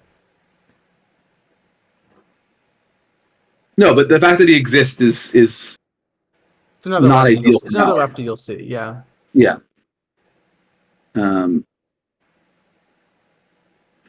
So I don't know. I mean, I think, if there's, let's say, any possibility that you face an opponent who has 3 lefties in the rotation, Mauer becomes basically unplayable. But it doesn't seem like there is any chance of that. Right. I think the bigger issue, though, is if you have to pinch hit for him late in games, I think the roster construction means that you need a third catcher eligible player on the roster. Which you do have. Like Connie Day is always on the roster. Well, but I don't think Connie Day is always on the roster. I think Connie Day is always on a non-combinator roster, but if you're running a combinator roster, it often depends on availability, and Connie Day just might not be what you've got. Honestly, Connie Day is so good he might be better than an L5 combinator of a not Connie Day card. Like you get more chemistry for running the OOTP 25 version of Connie Day. Just base at second base. I have Connie Day almost 3 full wins ahead of Eric Young, for example. Yeah, there's a reason I got my Eric Young combinator cheap. Yeah. Connie Day is very good. If you're going to do that, it does mean that you're committing to slightly less Connie Day in the field, which is a substantial penalty.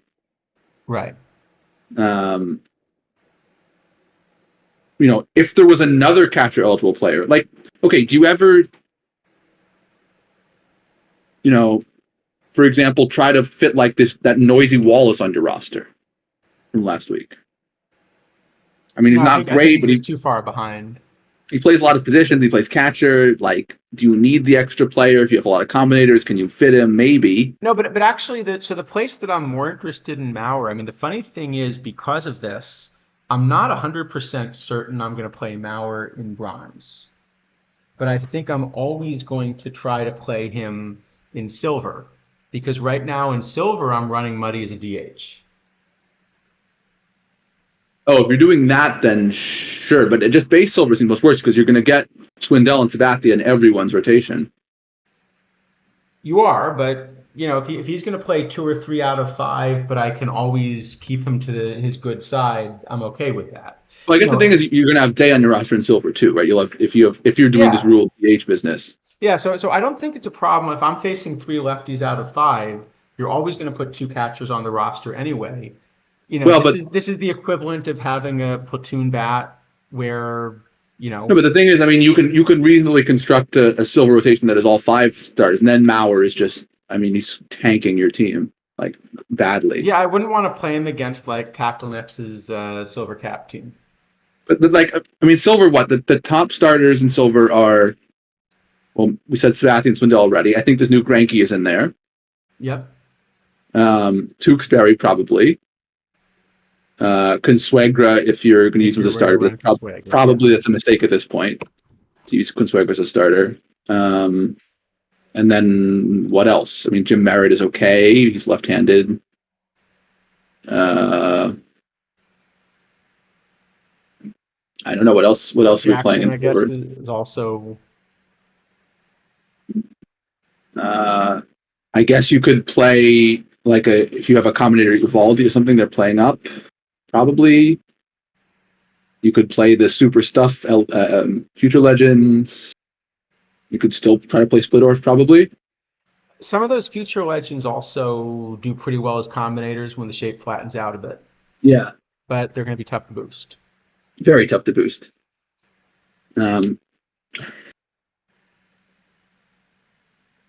Yeah. So I don't know. I mean, it feels like Silver, you are at much more risk of getting too many, like, overrun by lefties to the point where even, just rule doesn't save you. Where you like need the Connie Day also as catcher.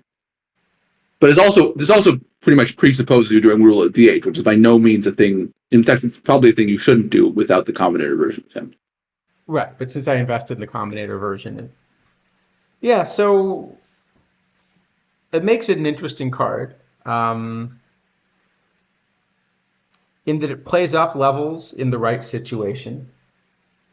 And it's not completely 100% clear that it should be on a stock bronze roster. I mean, I guess there's some argument to just say, like, Mauer is so good against righties, we're going to try very hard with Kanye to not let him face lefties. And if he faces them, well, we're going to hope he was so good against righties that he balances it out, basically.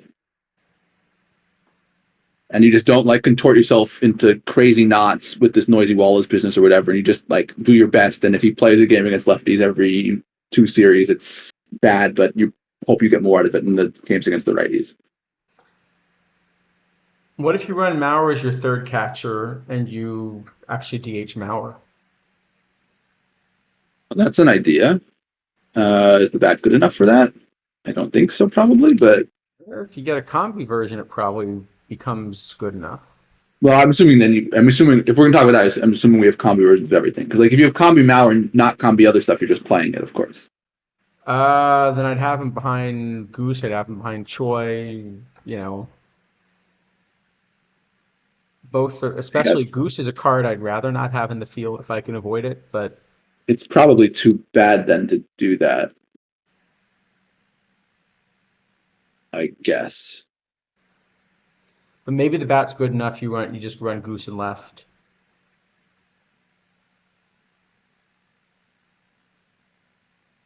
It feels like at this point we're giving, like, our advantage from Mauer is that we get to play a good bat at catcher with defense, and now we're taking a good bat at catcher and making it a mediocre DH and losing. Like, it just seems like it's not worth it at that point. Yeah, so that just makes Mauer a weird card, which makes him a lot of fun to figure out what to do with. Yeah.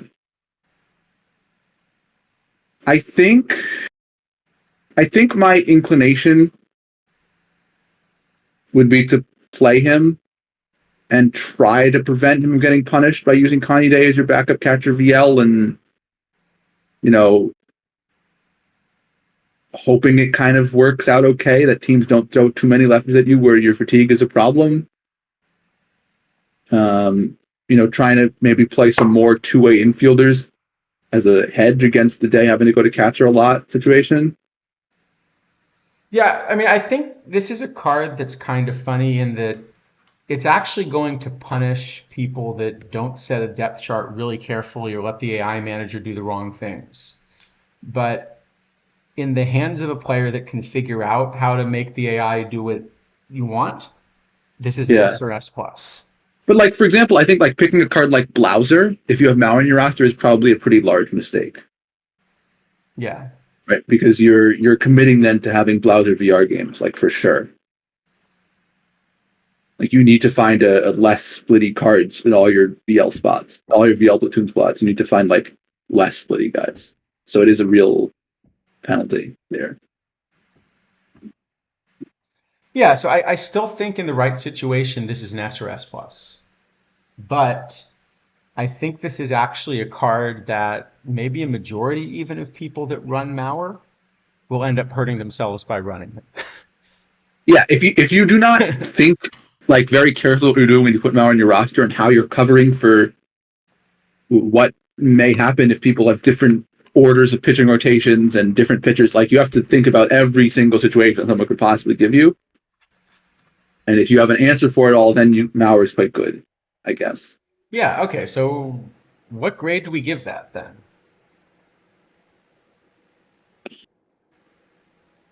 I mean, usually our grading criteria is we're trying to grade for the best possible usage of the card, right?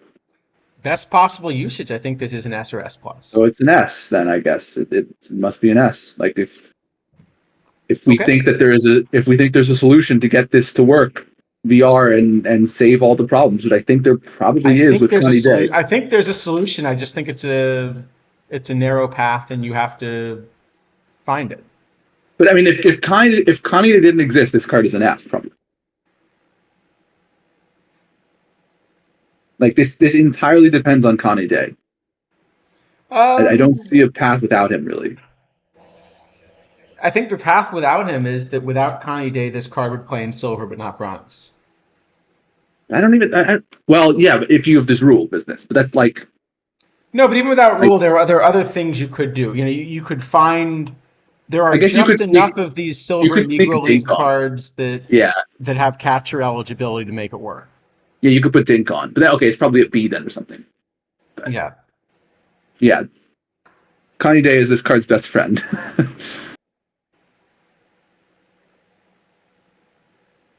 All right, well that sounds. Well, I guess Fox and Silver would also do it, right? Because Fox plays catcher. That's true. Okay, yeah. So I think there are just enough ways to make it work, but then the roster construction is still tricky. All right, Gehrig. Yeah, you have to be very careful. But let's talk about Gehrig. I like the card art. I mean, well, I can say good things about the base version of the card. I mean, I have this basically as the same as Camille VR and better VL, so okay, I'll play him. Of course, the fact is not Combinator eligible makes the card useless, so it doesn't matter. But if for some reason I'm in a tournament where I'm restricted to base versions only, I'll put some in the roster. No, I have him about 20th VR, and I have him nowhere close. Where do you have Camille? Because if you have Camille far ahead of that, above Gehrig, but still not someone I want to play. Okay, guess I'm not entirely. That's a lot of value putting an I basically over Babib. No, because I also would rather have a card. No, I'm saying just comparing Camille to Gehrig. Right, it's 6 points of power. Okay, that's not much at that place. You're trading 11 points. Gehrig's getting 11 points of BABIP and 20 points of Void K for 35 points of I. Right. So part of this is expecting people to run really low stuff cards in bronze. Will they though? I mean, I guess there's not. If not like a Gail Hopkins type card ends up winning. I guess most of the pitchers in bronze have like 60s stuff. Yeah, like yeah.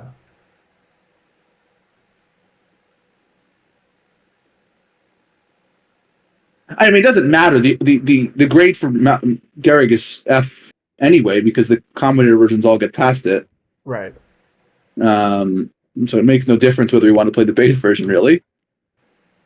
um, so But I don't come it's close just to wanting to play the base version either. it's a disagreement, but it's in the end a disagreement which is not relevant.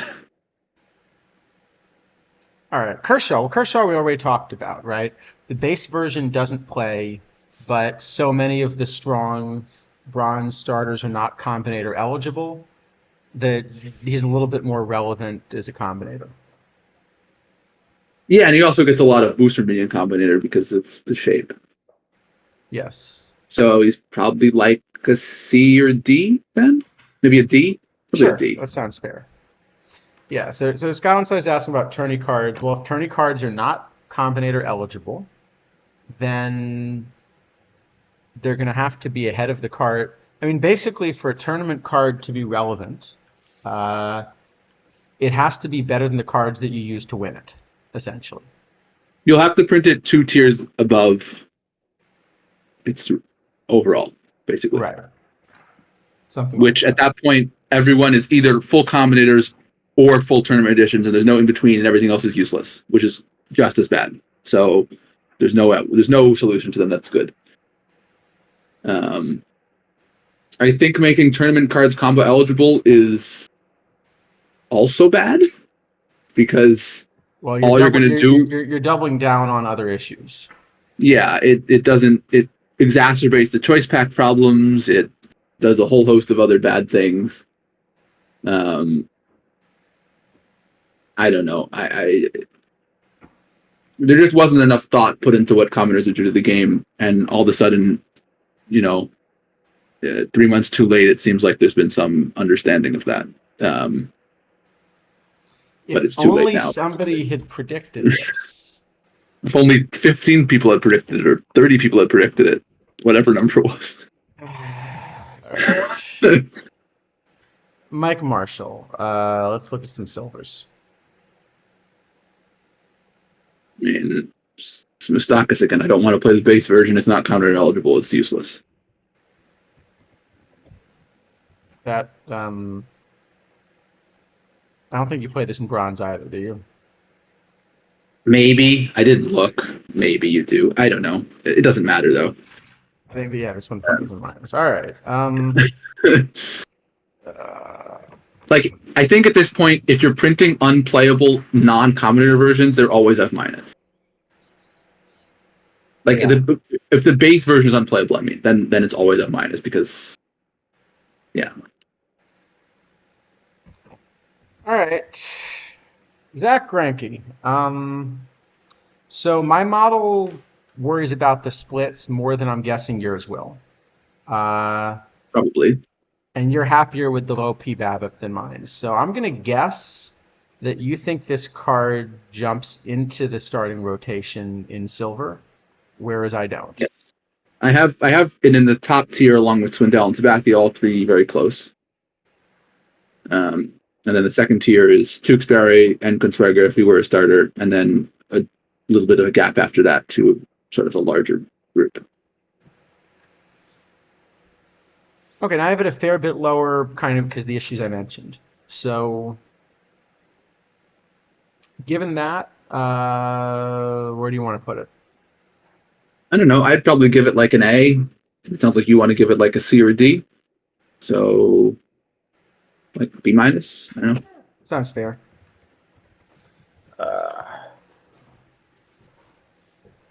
I don't know. I will admit I'm doing my best on this stream, but my current enthusiasm for rating cards is a little lower than it is some weeks. No, I mean I can say pretty. This is the version of PT I've enjoyed by far the least since 21. It's not close. And nothing to do with really any of the design decisions besides the combinator food being so horrendous. Like, Yeah. Beltron. So the other Beltron was excellent. Where have we got this one? Let's see where I got Unplayable. this one. Let me see. I have him better versus unplayable versus lefties, and got him about 6th or 7th in right field versus righties, but I guess that still is unplayable.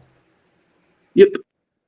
I think I have it even lower than that, but it doesn't matter. You're And not you playing. definitely can't let him play center with that range.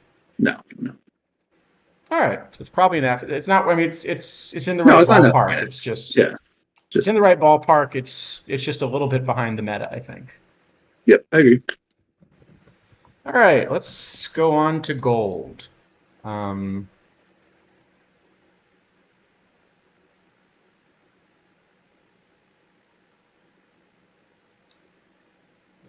by the way, that reminds me. I assume the answer to this is no, but I'm just curious.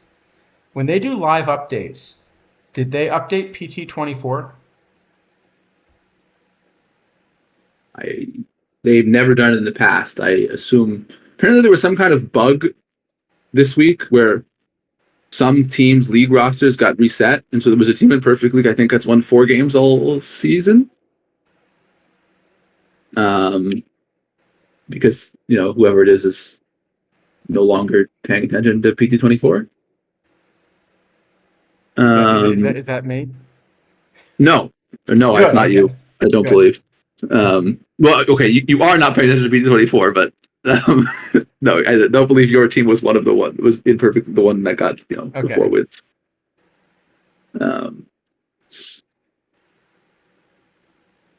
Anyway, 4 wins is I mean that's fewer than the Mets have, right? Fewer than the White Sox even. Wow. Now let's not say things we can't take back. I mean, it's pretty amazing that they've won 15 games, whatever it is. Like, I think they maybe. I mean, at some point, I think they had scored like 50 runs fewer than the second worst team in scoring runs, which is pretty amazing. Yeah, and I guess also like the way Pythagorean works. Well, I guess the way Pythagorean works, that's a little bit the better direction to go, right? Like if you're a good team, saving an extra run is worth more than scoring an extra run. It is pretty amazing though to have a winning percentage below 250, and for that to be supported by peripherals. Like normally that would just be you got bad luck, but no, they're actually playing that badly. So does that mean that if we do the PT Elite this year, the White Sox are getting an iron? No, Crochet's actually been okay. You could well, at least right now you can make a Crochet that's reasonable. Desert Sand Dwellers are 3 and 123. I do wonder what the normalization is doing. That's true. Like, is the whole league just screwed up, or? So 3 and 123. I'm guessing that means they're going to get relegated. Yes. Well, okay. They probably what this is they played, because I think someone was saying there was more than one team like this. So they probably played one series against one of the other teams that was like this and won some of them. Yep. And then they lost all their games to the real teams, of course.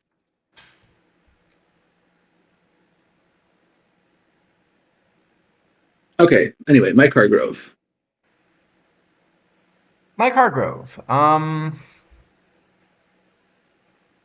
right. Let's just see if we can crank through these because Yeah. So unless your enthusiasm's up, in which case you're welcome to do the heavy lifting, and I'll sit here. But no, the only card which I think is particularly interesting is Wagner. Hargrove I have as sort of semi-playable as a base version in low gold, but low gold doesn't exist, and full gold he doesn't play as the base version and this combinator, so he's another F-. Yeah. Yep. Well, yeah, I agree. It's a unique shape, though, so I don't know, it's something. Well, in that case, I want to show you a card that doesn't have a unique shape, because we have seen exactly this card before with a couple slight differences. So imagine taking this card. I don't have it to show the comparison, but imagine taking this card, except adding additional positions to it and slightly upgrading the bat and giving it a couple more points of range and changing it from gold to a bronze.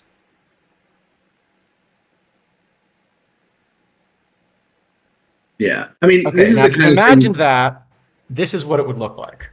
No, I mean, yeah, this is the kind of thing that I think is really okay. Like we say, complain, or I mean, complain is not the right word, but we sort of have criticism sometimes here of like content or card design or whatever. Missing on cards happens, right? We've done it. We've both done it on numerous cards. We misevaluate the card. It happens. I think this kind of thing is when it really becomes worrying to me, because okay, last week we released Connie Day. Everyone eventually came around to the idea that okay, this card is very good and should have been, silver or gold probably. And then the very next week, we didn't learn. No, but the point is, it doesn't matter whether Like, it almost doesn't matter whether Connie Day is good. Let's say you think Connie Day is awful. It still is the case that if you release a version of Connie well, that's Day, which true. costs 11 more points and has only one position instead of all of them, even if you think Connie Day is awful, it can't possibly Yeah, that's be a good that's thing fair. to do that. No, Kano is just always worse than Connie Day. But like, I don't know. This is one where it just feels like the Kano came out this way and it was just shipped without comparing it to anything, and kind of the rechecking or quality control or whatever wasn't there. Just sort of, I don't know. It's a pretty bad miss, I think. Yeah, I mean, I do think part of the problem is the issue is more with Connie Day than Kano from a power level point of view. No, Kano, if Connie didn't exist, is a like very reasonable card. Yeah, It's just Connie Day exists. So it's an unreasonable card. I do actually have Connie Day ahead of Kano a little bit at second as well. No, I do the too. differences in the card are in Connie Day's favor, but Yeah, but like if Connie didn't exist, okay, I have Kano at second in gold, like tiny bit behind Arias. But Arias is going to be much harder to boost than Kano is. right. Okay, so it's reasonable to if you going for a common or gold team, you might actually want Kano if Connie Day didn't exist. But Connie Day does exist, and so Kano is useless. Yeah, doing that back to back, I think, is a. It's just very, very strange, and it really, missing on cards it does not bother me. Missing on cards like this, where it's just kind of a lack of care, for a better term, is I really don't like. But anyway, Yeah. um, I think. Well, anyway, this clearly gets a minus because it's worse than a bronze. I mean, worse than bronze. So, Mr. Wrestling, I think the problem is that because of the nature of the card shop, it becomes a problem if you invest a lot of points in getting a card and then discover it got worse. And this is particularly an issue if it turns out that some of the game design decisions like this are responsive to members of the community that also play the game kind of asking for it. So like there's actually already going to be a bit of a problem here. We often do community request cards as part of the releases. And given how difficult it is to get the right combinator food, I know exactly which cards I would really like to have. Oh yeah. And they have very little to do with players that I'm a big fan of. Yep. Who are Curly Foley's teammates again? Tony Suck. Oh right. No, seriously, Tony Suck was Curry Foley's teammate. Well, you might have picked him anyway. You know who else Tony Suck will help you boost? Davey Force. He will help you boost Davey Force. Absolutely, he will help you boost Davy So Force. He will I, help you I boost Jack Rowe. He will help you boost Dan Browthers. He'll help you boost Deacon White. He'll help you boost Jim O'Rourke. He'll help you boost Doc Kennedy. He'll help you boost an Orator Schaefer if we have one. how we actually found a Pood use for Tony Galvin. Tuck. He'll We help did you it. boost Pood Galvin. He helps you boost a lot of cards. So I think Mr. Wrestling, the other thing with this is, yeah, there are some games that do this kind of post-release boost, nerf, whatever, but the culture of this community is already such that that is something which will not be seen as acceptable, and changing that culture is going to be very difficult, even if you think it's good from a balance point of view. Right. And it's the same So, thing about like trying to change the rules on combinators. You have people that have put, significant amounts of real money into building their combinator team. They will be at best incredibly upset and stop handing you money, and at worst, upset enough to start suing you if you kind of play around with that. which is especially bad when it appears the business model is to, instead of trying to get a few people to spend a small amount of money, is to get one or two people to spend an absolutely enormous amount of money. Yeah, then you're really beholden to those people. Yes.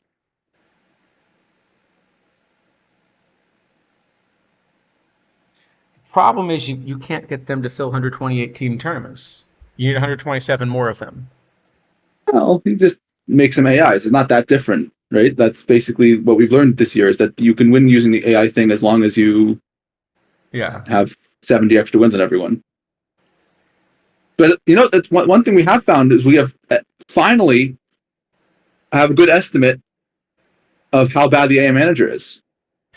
That's true. Let's look at Santana. Do we have to? This card's also awful. Well, I will say this is at least the card that there is the most justification for arguing he should have P. BABIP as a skill. Yeah, that's fair. I'll just let's give him an F for fair. Is that good? Yeah. No, I mean, I don't think we've ever had a really like high end version of him, and so that'll be nice to get at some point. I think. Well, we had one that was the live series endgame card, right? Oh, I forgot about one that. got a bunch. So that one got a bunch of play. It got a bunch of play. It wasn't a high end endgame forever. card, but it was definitely in the meta for a long time. It wasn't meta for a long time. Yeah, I forgot about that one. You're right. That one was sort of the equivalent of what Kluber would have been this year, but Kluber just wasn't really good. Terrible. Yeah. He was just the 24 shape instead of 25 shape, basically at that level. So. Oh, yeah. Oversimplification, but close enough. All right, Mike. We've got another Mike. The other Maddox. Well, I finally have the base version as playable. I have the base version as playable, and if you give me this card, it doesn't come close to making my current gold roster. No, it's still an F, but I think it saves. I think it's not an F minus because the base version is playable. The base version is playable, but he's not combinator. No, and definitely don't use it as a starter, even though it's borderline. It's not. It's at best like a fifth starter, and then the borderline penalty knocks it way below that, even if you have base stuff. So the other thing about Mike Maddox is if he were a combinator, he'd be incredibly boostable in an interesting way, right? Because he played for he played a million teams. Yeah. Yeah. I think he played for over half the National League. Yeah, that's a lot of teams.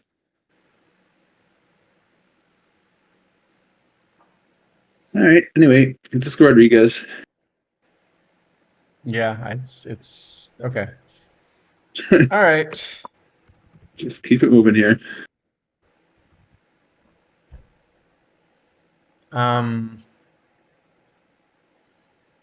Control is a little bit of an issue. Yeah, I actually don't mind this one. It's kind of similar to Cordero.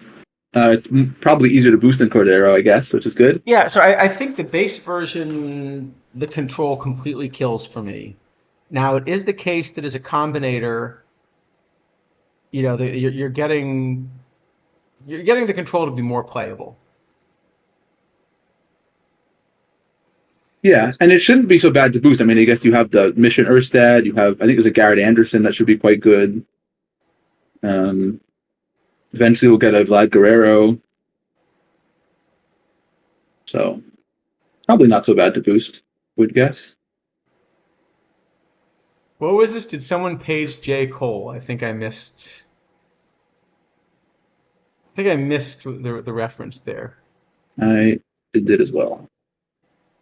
I'm just gonna say I'm not starting to beef that bad with OOTP.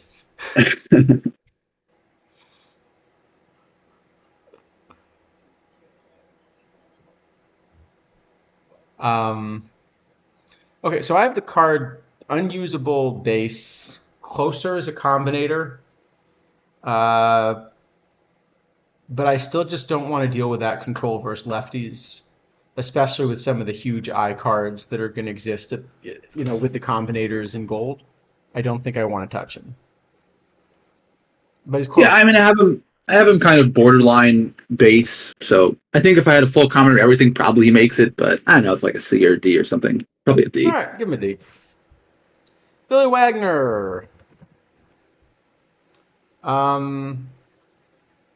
If specialists exist and work, this is a really, really good card. Yeah, I mean, it's the best VL pitcher in gold by a ton. The thing is, the combinator version maybe just survives enough against righties to be interesting. Yeah, I think combinator version is just probably just good. In fact, I should probably just keep tabs on when one gets listed. And he should be relatively easy to boost, I would guess. I mean, he played for a long time. He played for a few teams, but he played for some of them for a while. Yeah. I guess it's maybe a little harder that this is the Mets version because you get a little team boost as well, and probably the Astros are the best. Sure, but I mean, I guess there's the bronze Kaz Matsui. I think there's an Iron Jose Reyes. Should still get some Mets. Yeah, I think he'll be boostable. Um, So I think this card probably does end up being pretty playable. Yeah, I think probably it's just good, but this is one of certainly the kinds of cards where the thing we were talking about last week, where it's like one of the things about combinator rosters is that you're forced to run the same cards all the time. Well, if you're coming at a combinator roster that has all lefties and you can't change them, well, this card is great all of a sudden. I mean, really great. Like you'll play this in open if that's the case. Absolutely, yeah. So yeah, but I don't know, probably like a B or probably a B. That I don't know. Yeah, that sounds fair. All right, we've made it to low diamond, which I will say of the various cynical decisions that were made, the decision to turn the PTCS diamond into a low diamond is up there. Yeah. Because basically, if it were full diamond, there aren't quite enough combinators to go around, and a non-combinator team likely wins it. But in low diamond, that's not true, because the good gold combinators still dominate. So I think that was the most troublesome decision in a week that had several. Yeah, it was a bit. Well, DeGrom also, I'm guessing that was not an accident. No, we'll talk about him in a moment, because the funny thing about that DeGrom is it's a good card that shouldn't play in the PTCS. Well, I think it's so good it plays anyway.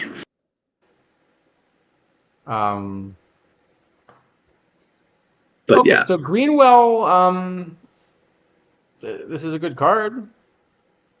Base version. It's a good card. It's a good card one way. Yeah. I think you would like to platoon it. I mean, it does get run over by all the gold combinators still. Well, yes. It probably makes rosters in the base version. I mean, it's kind of like Chew when we talked about him at the start of the cycle, where okay, you really, really want to platoon it. If you platoon it, it's very good.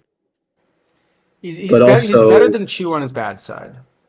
he is better than Chew bad side, but he's still good. I mean, Sure. No. maybe I mean, if I had a combinator version of this card, I'd be really interested. But otherwise, he gets run over. Yeah. yeah, maybe it's a D because you might not be able to find like 5 gold combinators that run it over. I guess you probably can. It's probably just an F. It's probably just an F. I mean, I think I'd rather run my Crawford and Averill combination. Probably. All right, DeGrom.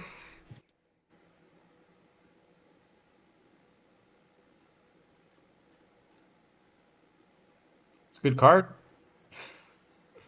Yeah, I mean, okay, I have it basically almost identical to Syndergaard. I mean, the shape is just slightly different. The rating points are a little bit moved around, but the shape's kind of the Yeah, so I same. have him very slightly ahead of Syndergaard because those little differences. But Yeah, basically the same. Yeah, I mean, he's a little bit worse bat, but it doesn't really matter. They're effectively identical cards.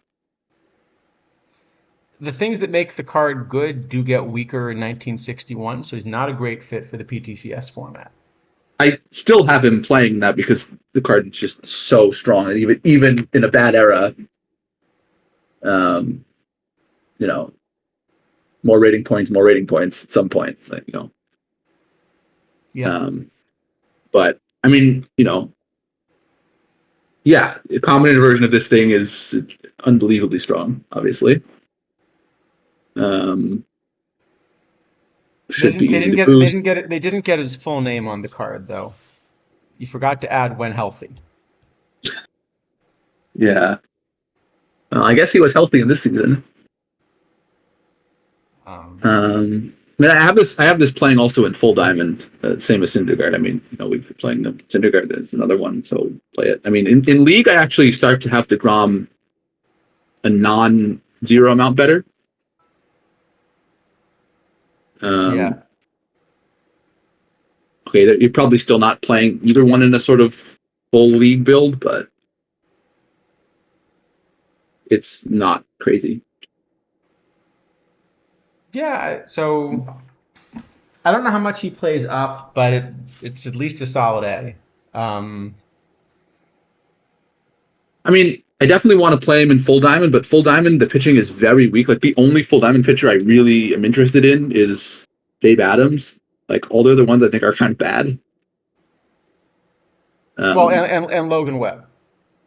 Well, yes. No, I mean, my full that Logan Webb re-rate is clearly a diamond because he was an 89 overall and it got better. No, my full diamond roster is two low diamonds and a gold. Yep. So, yeah, okay. DeGrom is probably somewhere between an A and an S. A plus? Yeah, sure. And then we've got CC, where I think this card could have been the 94 and DeGrom the 95, and it would have been fine. Yeah, it was weird. I kind of, when I saw this one, I expected I would like it, and then no, I don't think this plays as a 95. It would have been a little closer as a 94, but as a 95, I think it's just completely not usable. I'm not even sure it would have ended up playing as a 94 because, I mean, like we said, Webb, Syndergaard, and DeGrom are all ahead. I guess DeGrom is not a 94 then, maybe, if you switch them.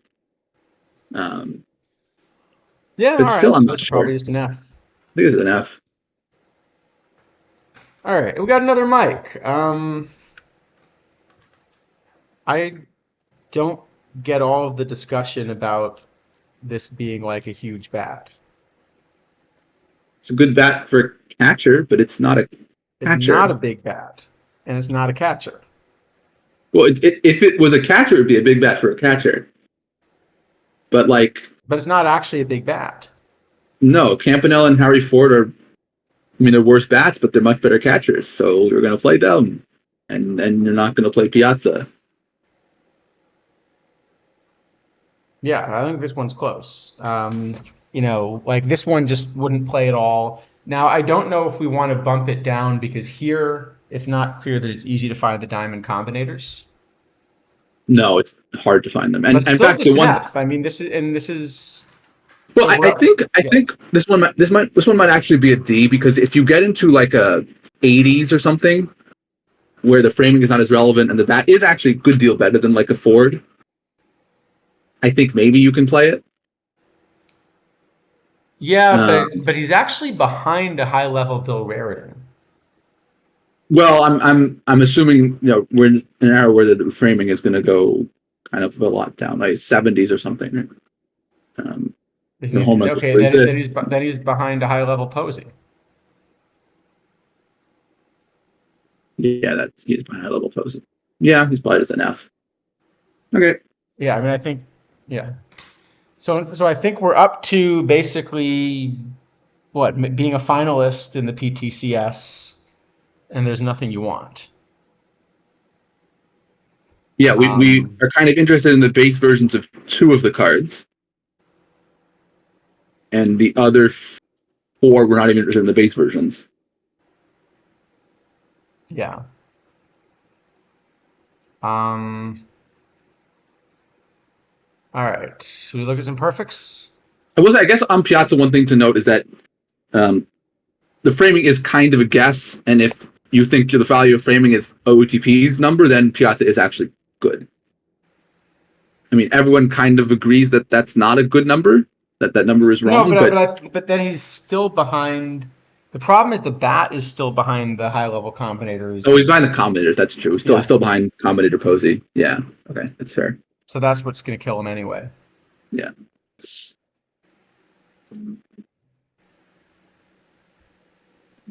Okay. All right. So Trout then. I probably should have put these in the other order, but I wasn't paying attention. So Trout. I guess this is one we had discussed a little bit before stream, right? So I do have him as narrowly the top outfield option, but it's really close, and in league I suspect it's going to be a little park dependent. Yeah, league I have him about a win ahead of Stearns, who of course he was put in a corner. He's still great.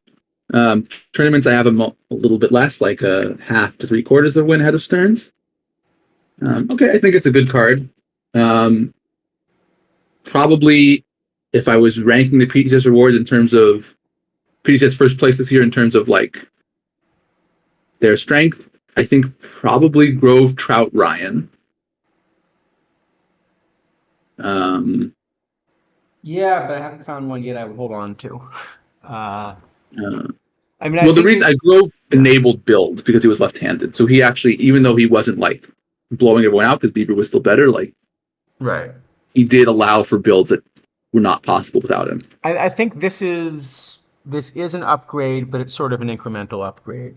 That I think it's important that you want to run in an ideal build 3 of Musial, Turkey, Beltron, and Trout. I do think this is one of the 3 you typically will end up wanting to run. But I think there are parks in which this actually wouldn't be. So I think it's that close. So stock build, I think I want this card, but I think you can build a park where you actually don't need them at all. I mean, my guess is in just about any park, my model for League is going to want Musial at first, and to play Stearns, Trout, Beltron with Cobb at DH. Would be my guess. Yeah, because Cobb can also back up center.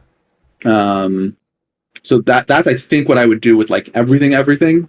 But I agree with you. If you have the other 3, Trout is much less valuable than if you don't have any of those, all 3 of those.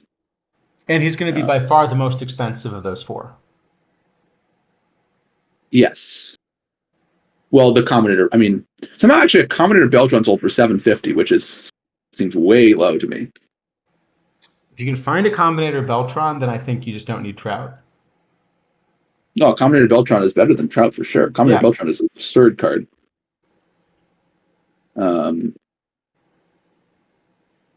Yeah, I don't know how one sold for $750 because this Trout was going to sell for more than $750 almost certainly. I think so, yeah. And it's an LE10 instead of an LE1 basically. or maybe 2, but probably 1. Yeah, there's a good chance that the Beltron won't get pulled again for a couple months. Oh, TJ, did you just pull another one? Because I saw that sale. Beltron's an LE2. Okay, yeah. Okay. Either wow, way. Beltron's So, LE too. Okay. well, congrats on getting one, because that's a ridiculous card. um, anyway, I think I'd give Trout probably an A, I guess. Yeah, I'd say A or B. I'm okay with giving him an A. Yeah, Give him an A for Angels. A for Angels. No, give him an A. I Give him an think A minus because the Angels are bad. I think you're right, Mark. I think the next Beltron will probably not sell for 50 because it's unlikely another Beltron gets pulled while he's still in the meta, and then he's going to sell for close to the minimum. Yep. But if someone got that price like a few weeks ago, from what I remember, so that was tremendous because, yeah. Yeah, Rob Deere, I think this. Wait, hold on. Wait, Rob Deere, are you telling me that you're not convinced by all of the streamers that are telling you should just enjoy losing? Isn't losing fun? So fun. Woohoo. But I mean, it really does seem like the game is basically at its breaking point, right? Like the number of people who are saying the same thing is enormous. Yeah, but it's our fault. That's what I keep hearing. It's our fault because we're telling people different things than the party line. We're telling them they're not supposed to enjoy losing. So we got to stop doing that. Yeah. I mean, what I would say is I think most game developers would be extremely pleased to have a weekly multiple-hour stream where 2 players who have a lot of success discuss great details about what they're trying to do. Yeah, openly about every decision they're making. Yeah. I think we could probably leave it at that.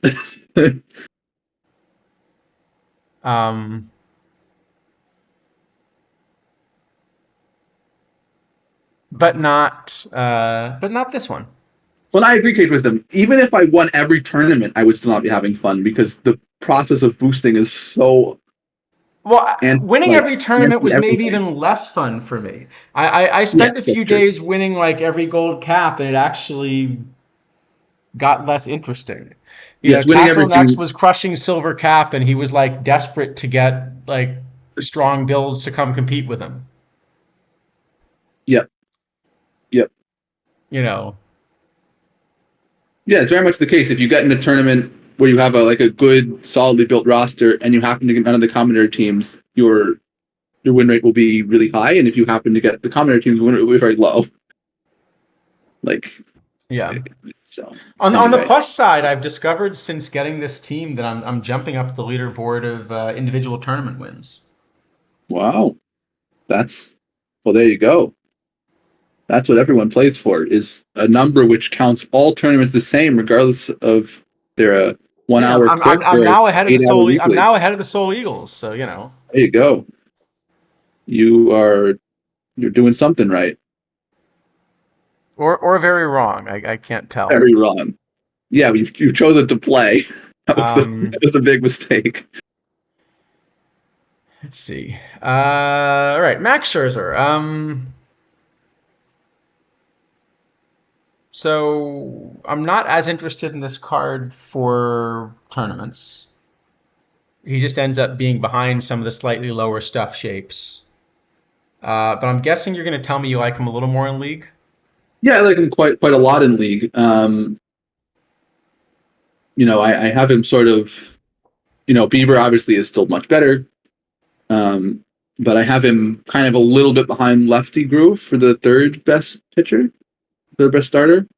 Wait, hold on. I was looking at a different version of something. Okay. No, I do have him actually is pretty usable in tournaments as well. Okay, I haven't looked tournaments. But for League, I've got basically Bieber, Giant Gap, Grove Scherzer, Little Gap, Ryan Skeens, Little Gap, Musina, Painter, Yeah, this joke. card looks actually has a pretty similar shape to Skeens, but it's just slightly better. Yeah. So I don't know. It's probably like a B or something, or Sounds maybe reasonable. it's A, but probably a B. That's fine. And then the one that I have behind this a fair bit is the Musina. Yeah, I mean it's just another painter job. So okay, we had two. Now there's a third one. But those Nothing cards are no special. longer ones you really go after. No, if you have everything in League, this Musina, I guess is a better way to put it. I have Musina SP6 in League, Yeah. but only barely ahead of SP 7, 8, and 9. And this one will never have a combinator version, whereas in principle you'll occasionally find. Well, I guess you won't get that Oh no, for the mission rewards either. yeah, I mean, two of the cards ahead of it are PTCS that aren't eligible, and two of the cards behind it are mission, or actually three of the cards behind it are mission that aren't eligible. So I'm not too worried about the combinator situation here, but So it's I guess probably the fact that it's probably like a C or a D, but we can give it an F minus because Yankee. let's give it a C. All right, we'll give it a C.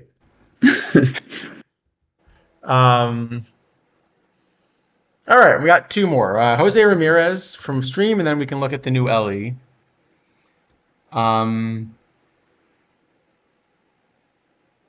Tell me something good about Jose Ramirez, because he's got 152 avoid K, and that kills the card for me. I have nothing good to tell you. He is worse than Jackson Holiday, and worse than Red Shane-Dienst, and worse than Chase Utley. So he is useless. All right. John Riley. Finally, we got John Riley. I guess just came out LE.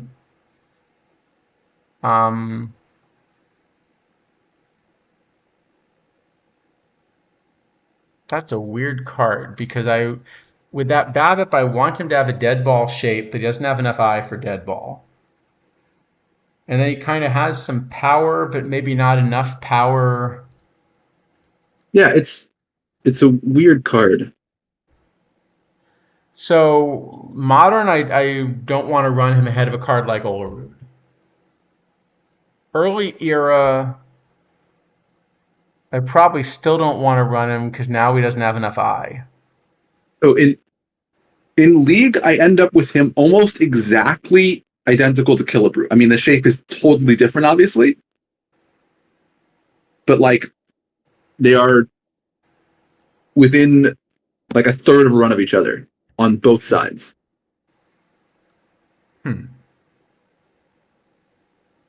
A third of a run, not a third of a win. A third of a run.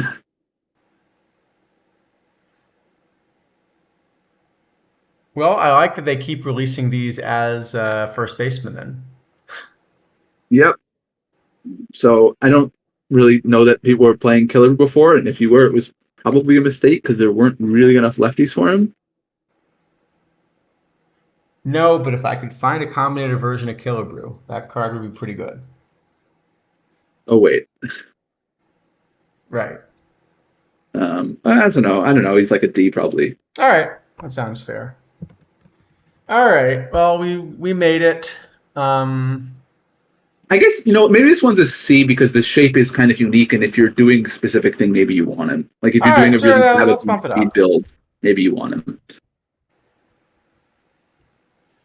According to Discord, the team's winning 70% plus is likely the ceiling, you say, Mandala?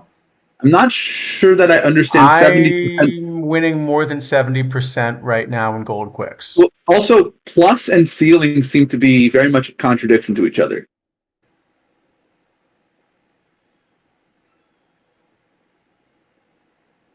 Yeah. But I have a win rate higher than that right now. Yeah, I suspect a full combinator team should have something like an 85 to 90% game win rate. But I don't see why bronze is any different than gold from this point. Well, other than there'll be a few more of them. I mean, you'll have a couple more. You'll have like 2 or 3 instead of 1 or 2 per tournament. No, actually, sorry, but bronze. Well, bronze I'll win an even bigger share of the packs because of double elimination format. Yeah, but I mean, you'll have the full commander team more often in bronze and gold. So maybe the win rate max is at 80 to 85 instead of 85 to 90. But I mean, it's still huge. It doesn't really matter. It's going to be a fair number of wins, yeah. Oh, speaking of failing to win, I forgot the last thing we could do because we even loaded into that team. The only purpose of this team existing is to do our usual bad TWIP draft. Great. Let's do it then. Let's say that's right. We were told that unless they win literally everything, it's not a problem. So.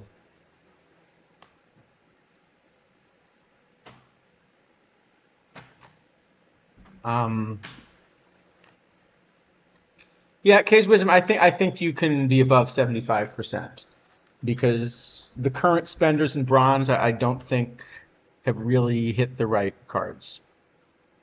It's also, I mean, I don't play bronze, but it's probably reasonably likely the builds are not great all the time. Yeah. Based on what I'm seeing of full commander teams in other places. Oh yeah, all right. Here we use our TWIP, so we want to be right-handed in this part. Okay, so I guess we want Caminero then? I think he's right-handed, isn't he? Yeah. MJ Tebow, I've gone over 60% occasionally in specific formats, but I think having 60% as your target for like the optimal possible game win rate is pretty reasonable. Yeah. That makes sense. I guess it's Christian Scott for the other. Yeah, Scott and Caminero. We just keep going future legend, I guess. Yep. I mean, look at all the chemistry we're getting. Yeah. Only they got more than 5 points each. This is a terrible round. Holy moly, this is a terrible round. I guess it's Ben. No, I don't know. I think it's the two. Oh, but Ben is so bad. He's so bad. Yeah, no, I think 60% in like for a good balanced game environment, I think you shouldn't have teams that can go over 60% game win rate very often. I think it should be rare in like very specific formats, which happens, which is kind of the way it usually has been. Yep. So.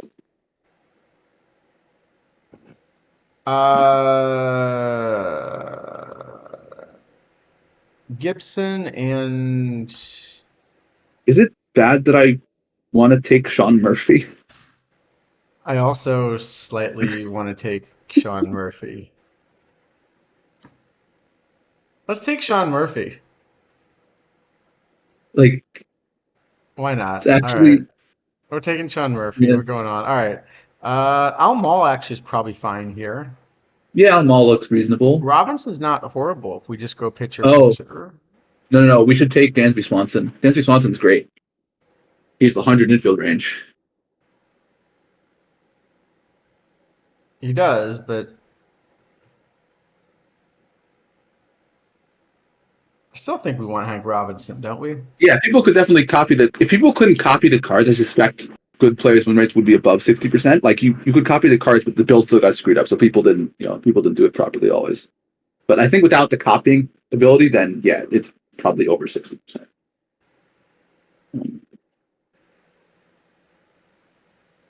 I would think. Yeah. Like I suspect if you looked at like PTCS win rates, for example, for the kind of the players who were getting 60% win rates in like every format, my guess is they would win over 60% of their games in PTCS. Sounds about right. Yeah. Well, I guess one way to think about it is in the end, we each averaged about 1 win per cycle last year, right? 1 PTCS win? Yeah. Oh, I got a lot more than that. I think I got 8 or something. Sorry. I mean per PTCS cycle. Oh, for each one. Oh, yeah. I was in like 1 a month. Yeah. Something like that, yeah. Probably a tiny bit under, but. I think I had. Were there 10 cycles in the end last year? I think. 10. Yeah. So and I think I ended up winning 11, and you were around there too. I think. I don't remember how many I won. I was I can. Well, actually, I can't check anymore because it's not in the thing. Oh, I don't know true. that one. Um, The good number. But should have been over 60. Anyway, sorry, we should pick of right players. Yeah. Do you hate the two pitchers here, or I don't really like Robinson, but it's fine. I don't think it's a mistake. it's not great in this park? Whatever. Well, now we got some usable things. All right, so Crawford probably Crawford's works with the park. I mean, you know how much I like Blankenship. no, I want Blankenship too. I think. I mean, Spire is interesting because he can actually play shortstop and Blankenship can't, but probably Blankenship is enough better. Is it is it Crawford, or do you want something else? No, Crawford Blankenship. Definitely Crawford. Especially in a double perfect, we'll get a platoon almost certainly. Yeah, this Corcoran's a pretty good bat too. And Duffy, I assume. Yep. Yeah, I mean it could be Max Could even Meyer, take but Simmons. what? Could even take Simmons, but it's probably Cork and Duffy. He does have range. I mean, such an offensive park. It's a lot of range. It is. It is. You know what? It is a lot of range, isn't it? Let's It's a just lot do of that. range. It is a lot of range. All right, should we do this? I think Duffy for sure, and then either Corcoran or Simmons probably both fine. Let's go Simmons. Um, Scott probably fits. No, Cobb we should definitely take. Cobb's actually good. Yeah, so maybe Scott and Cobb, or are you thinking? I guess Scott just doesn't fit the park. He's okay. He's a decent backup outfielder. I mean, we do kind of want to platoon Crawford. I don't think Scott is platooning Crawford really, No. but he's probably fine. I don't All right, well, know if we he's can really do a that. better pick. I mean, Jerry Willard is maybe the only other option, but Carlos May, again, it's a lefty bat is the problem. well, But Clark and Mace. Clark, we're definitely taking we're right. definitely 'Cause sorry, we're always taking Clark. we passed the first baseman, so it's But easy. May doesn't fit the roster either. But maybe it's still No, a card to take. I mean, I think our best pitcher is Urseg, so that's not really a great showing. that sounds like a vote for Carlos May to me. Yeah, like we just take the good card instead of the bad pitchers, and hope we get the good pitchers later. All right. I guess we could take Aaron Robinson, but it's probably wrong. All right. So we still Phillips don't is- have the pitchers we want here. No, Chittum is not terrible. Chittum is really not terrible. That's true, especially this park, actually. All right, so maybe Yeah. Chittum and Tony Phillips just sort of solves a Tony lot of Phillips is roster great, things. yeah. So Well, he can. I mean, he can be our Crawford platoon very easily, actually, that's true. and he plays a million positions. So. All right. Well, knowing we need pitchers. So we need pitchers. So we take Paul DeYoung. Well, yes.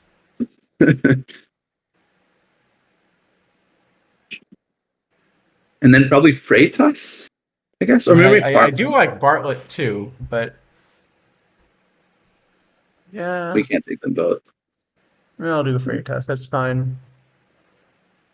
McFarland is also not terrible, but we need pitchers, I guess. Here, we didn't get any good ones, so No, doesn't so really we're matter. gonna have to take some bad ones. I mean, we Take need. whichever. So we have 6 more picks. We want 4 pitchers, a catcher, and probably an And infielder. infielder. Yep. So we basically have to take 2 pitchers here. We have no catchers offered. We have bad infielders, so I guess we could take Sean Berry. I think he plays first and third. I think we're gonna end up with 2 bad pitchers here, probably.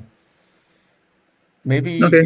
who are your least bad? Eli Morgan, maybe. I mean, the They all look homers are all bad. terrifying.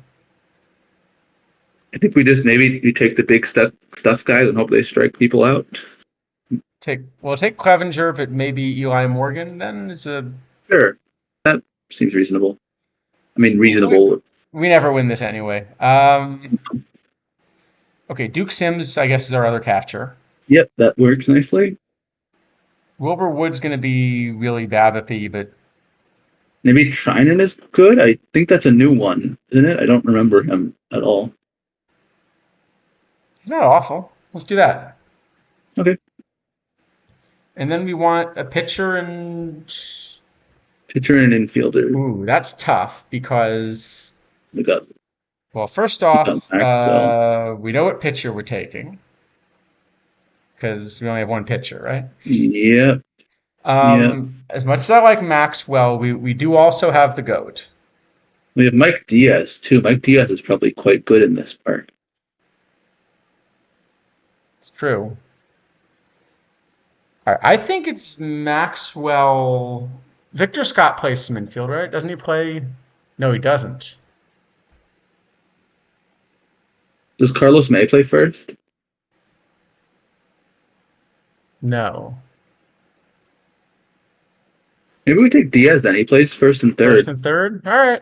And he plays catcher. All right, we're taking Diaz. We did it. We're done. This is not the best draft we've ever done, but It never is. You know what? Should we just AI it at this point, or do you want to actually? Let's just AI it. Oh, the AI wants to run Al Maul at DH versus left. What can go wrong? A lot. A lot can go wrong. This is abysmally bad. This is actually awful. All right. Like, do how we is wanna it- fix this, or do we actually just want to not fix this? Just like put Carlos May in Platoon Crawford and call it a day. I think that's the only relevant All things right, put to do. May in, maybe Diaz in left. Or Whatever. put May in VR, I mean. Oh, okay, they're DHing May VR. Okay, that's fine. Sure. Whatever. This looks is decent then. I'm perfectly fine giving up at this point. We have cards. You know, The AM manager, I don't know that looking is something I would consider the AM manager to be doing. I think the AM manager would make an excellent umpire.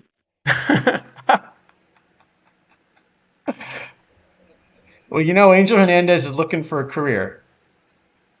That's true. It's true. Can this be? Can we make a request to get like a preset Angel Hernandez strategy setting for next cycle? Oh no. You know, balk as much as possible and don't call home runs that went over the fence. All right. I think this is about as far as we're getting here. Should we? Is there someone to raid into?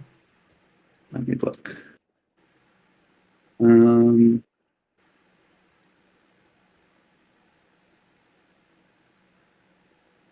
There are.